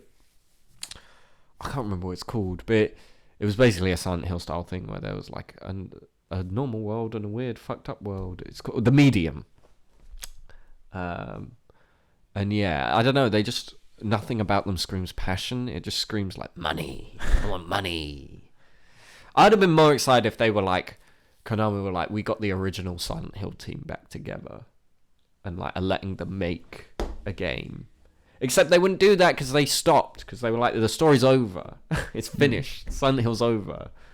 Some of them have come back to like oversee the remake, but like... Oversee? What does that mean?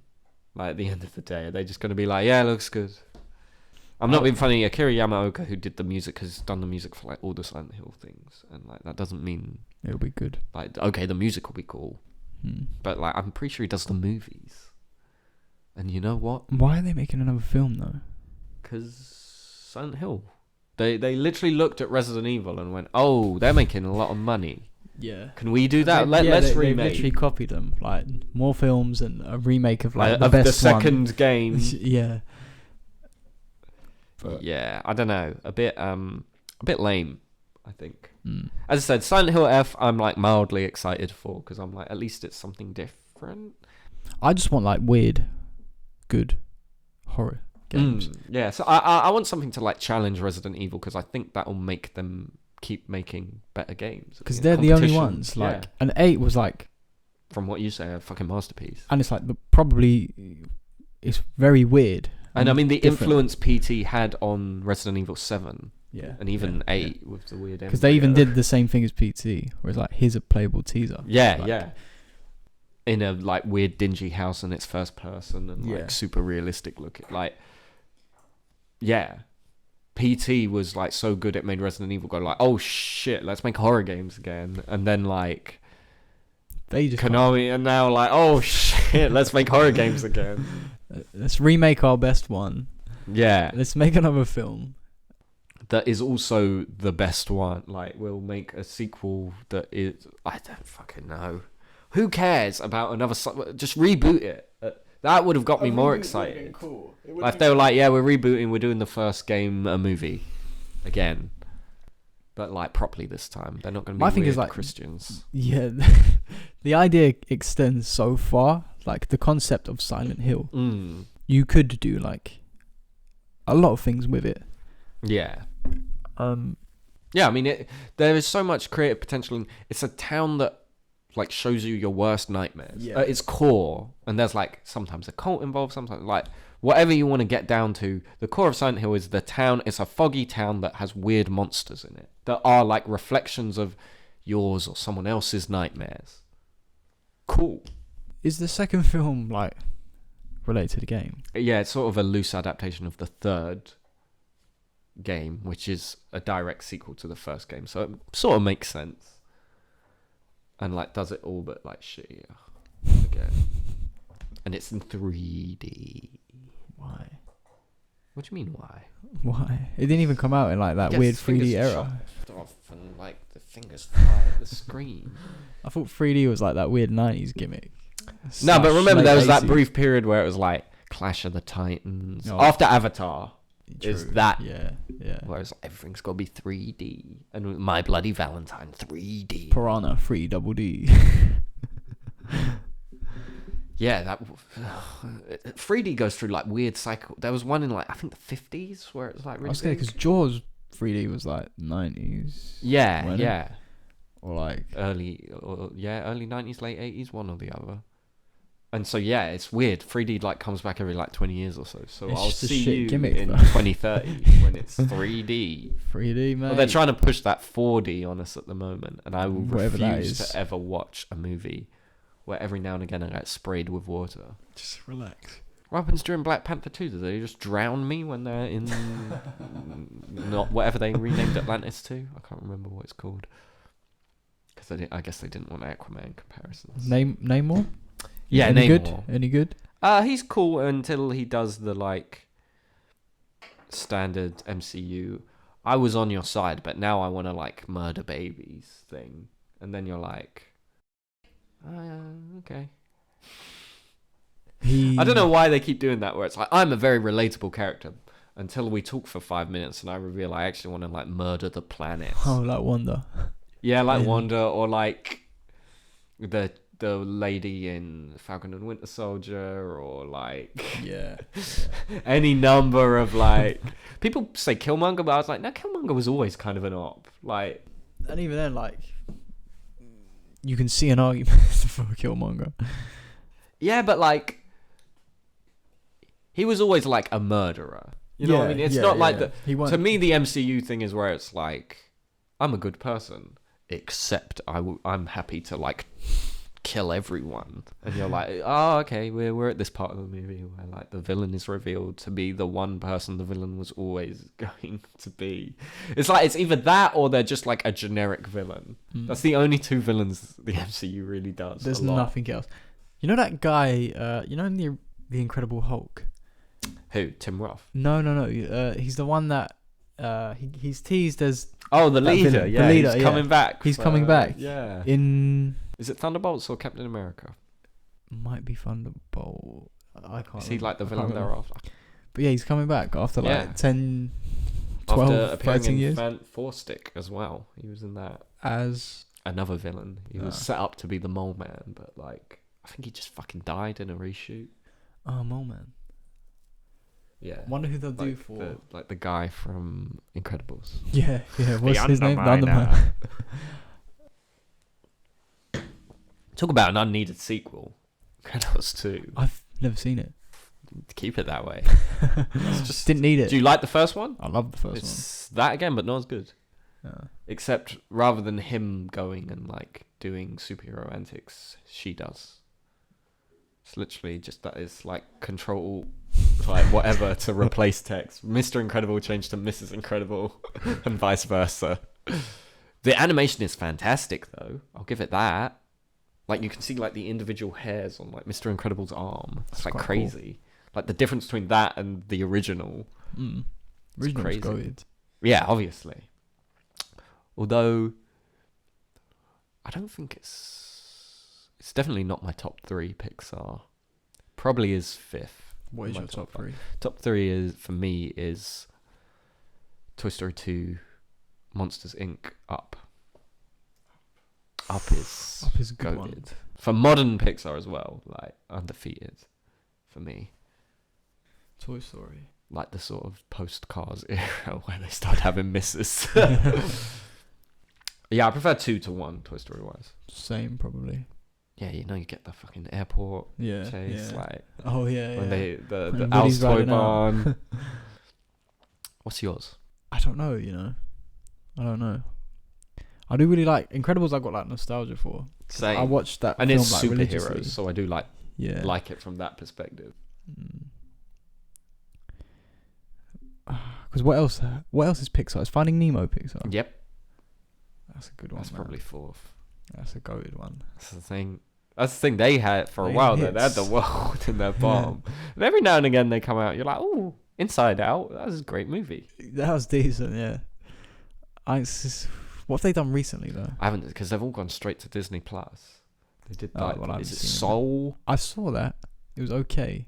They did that. They did WALL-E. They did. Yeah, WALL-E. WALL-E's a sleeper. Wow, that's the underrated one. It's a sleeper. Sleeping on WALL-E. Yeah. I think the first half of WALL-E is great.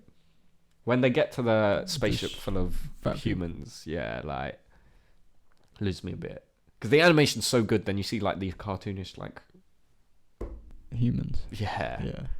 Like I don't know. It just doesn't gel with like and there's like live action bits. I don't know. It's kind of weird. But that first half where it's just him and Eva chilling. Just give me that as a short film. Him and her falling in love on the trash planet. All his little junk house thing. Great movie. What a vibe. Do you want to quickly tackle MW2 at all? Have you played it? Not properly. Okay. So I'd rather save it for the next pod, just so I can play the campaign. Okay, I was going to say you're going to play the campaign. Yeah. I'll give you then just my quick first impressions of Warzone. Let's do it. Just to close out the pod. Warzone 2 even. I didn't like it.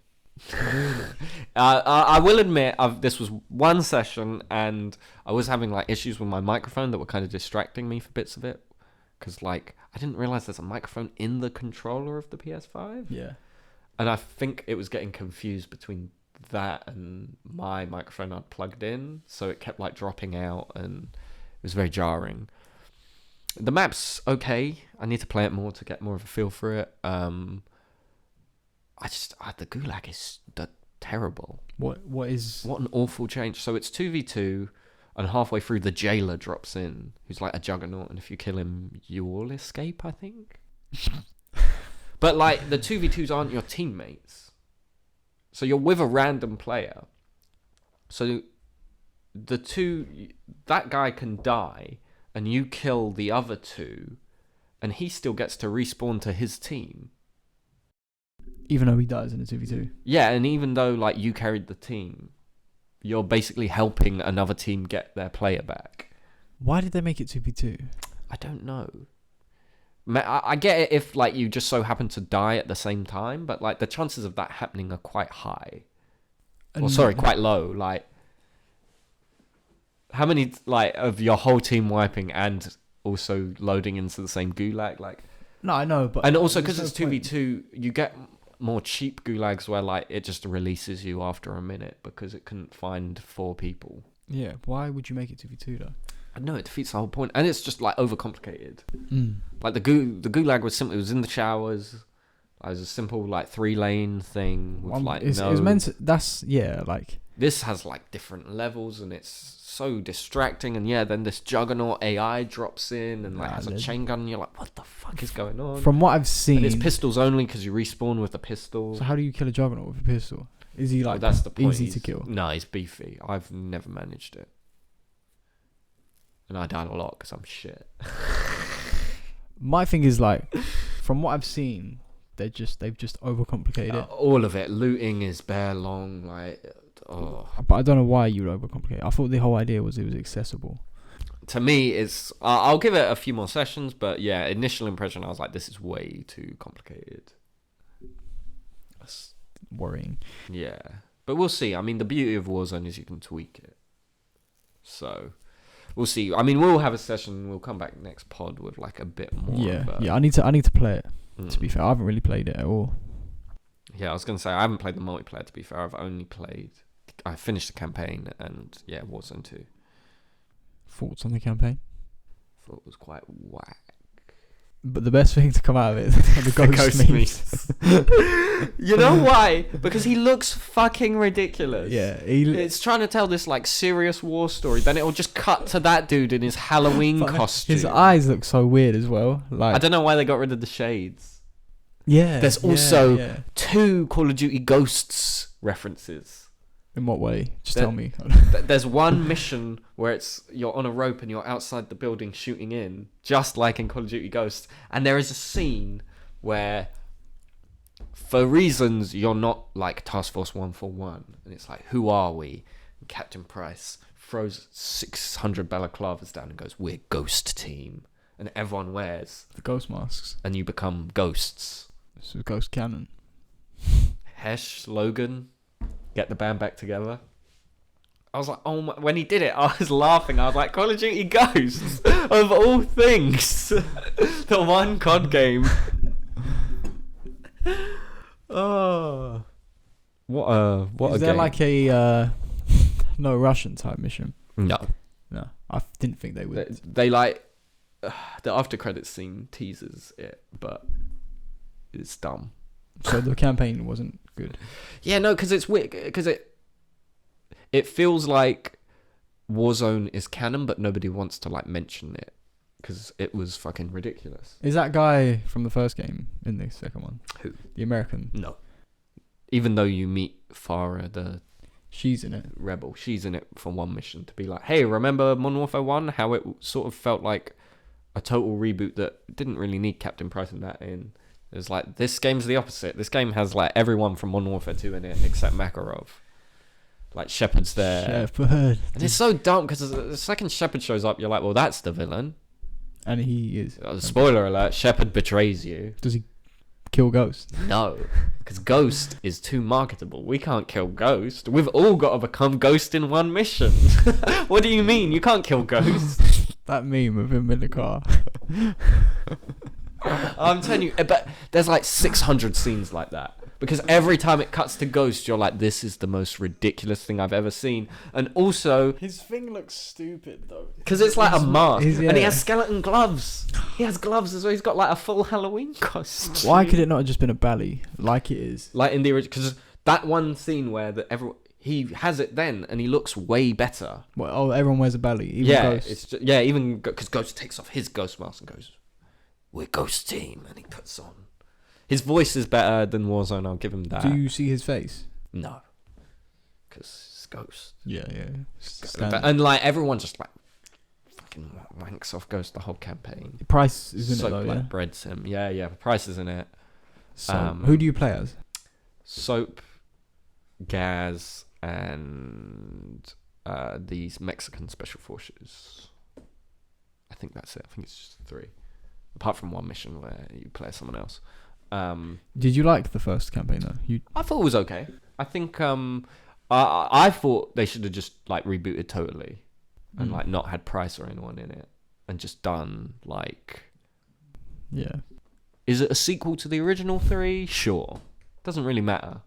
It was like, this is gritty, but then it like. And this one is like not. This is like over the top. Because even the first one, like towards the end, it gets over the top. Yeah. That's the thing, and like, there's no like clean house. There's no mission like that in this where you're just like sick. I don't know. It's just kind of too over the top. And the original Modern Warfare 2 is over the top, but it just sticks with it. Whereas this like tries to occasionally be like, oh, gritty, there's like fucking war crimes happening, and and you're like, bruv, okay. I don't know. Yeah, it didn't really land for me. I was a bit disappointed, but I will be playing the third one just to see where it goes. Yeah, I need to play it. I don't know. I just haven't had the time. But ghosts, we're ghosts. Logan and Hesh. Put them in it. Infinity Wars, you fucking cowards. Why not? Put the robot from Infinite Warfare in there as well. Yeah, no. What a goat. Best character in the game. I cried when he died. I didn't cry, but it was emotional when he though. died. That was a great campaign. In space. And it was way better than it had any right to be. And he's like, am I dying? Yeah. Shit. In the fields. And everyone's getting banged. You're like, oh, shit. And then you have the little... Whilst the credits are playing, it like gives everyone a little... In this campaign, Ghost would like fly in and save you and go, it's me, Ghost. Do you remember Modern Warfare 2? I died in that, but don't worry. I'm not dying. I've got to be on all the billboards for this game. Yeah, because he's like the cover art. He's everything. I'm telling you, everyone breads him. And also, I hate it. They did that thing where Americans just don't get British slang. Because at one point, Soap goes, it's pissing it down. And Ghost is confused what that means. And I'm like, there's not a British person on Earth that doesn't know what it's pissing it down means. Especially where Ghost is meant to be like a rugged, like, oh, I'm a British guy. Like, he sounds like he goes down like the pub and has a couple pints when he's not working. Like, he's pissing it down. And probably would, like, this Ghost would probably get in a fist fight and murder someone. It's a bit disturbed. He's not going Qatar. Oh, bro, he's going Qatar, let me tell you. But what he does there, I can't vouch for. This Ghost gives me some hate crime vibes. I don't know. Kind of disturbed me. The original Ghost is just like, I'm Ghost. It's me. I've got the same voice as Gaz. And he like cracks some jokes and then dies. Whereas this Ghost is like, we should have left those Marines to die in the first mission. And you're like, damn, fuck me. Dark. Yeah. And then he sat in the back of the car. I'm telling you, you could take any scene with him in there and make a meme like that. Like, it is genuinely hilarious because it just cuts to him and I guess you're meant to see his reaction, but he's wearing a mask. I don't know what it is, but his eyes, they look so like out of place. It's the mask. So done with life, and it was just like, what a game! What a game! I think we'll wrap it up there, though. Yes, we'll talk about it properly next pod. Yeah. I was going to say when I've like played some more Warzone, certainly I'd like to see our thoughts on it. And yeah. Obviously, you'll play the campaign a bit, and we'll have a proper discussion then. But until then, make sure you follow us, subscribe, all of that lovely stuff. We're on Instagram and TikTok. Don't Start a Podcast. You can also find us like streaming everywhere if you don't like videos. If you do like videos, you can subscribe on YouTube. We're Don't Start in brackets a podcast everywhere. So yeah, I think that's it. Until next time. Until next time. Peace. Peace.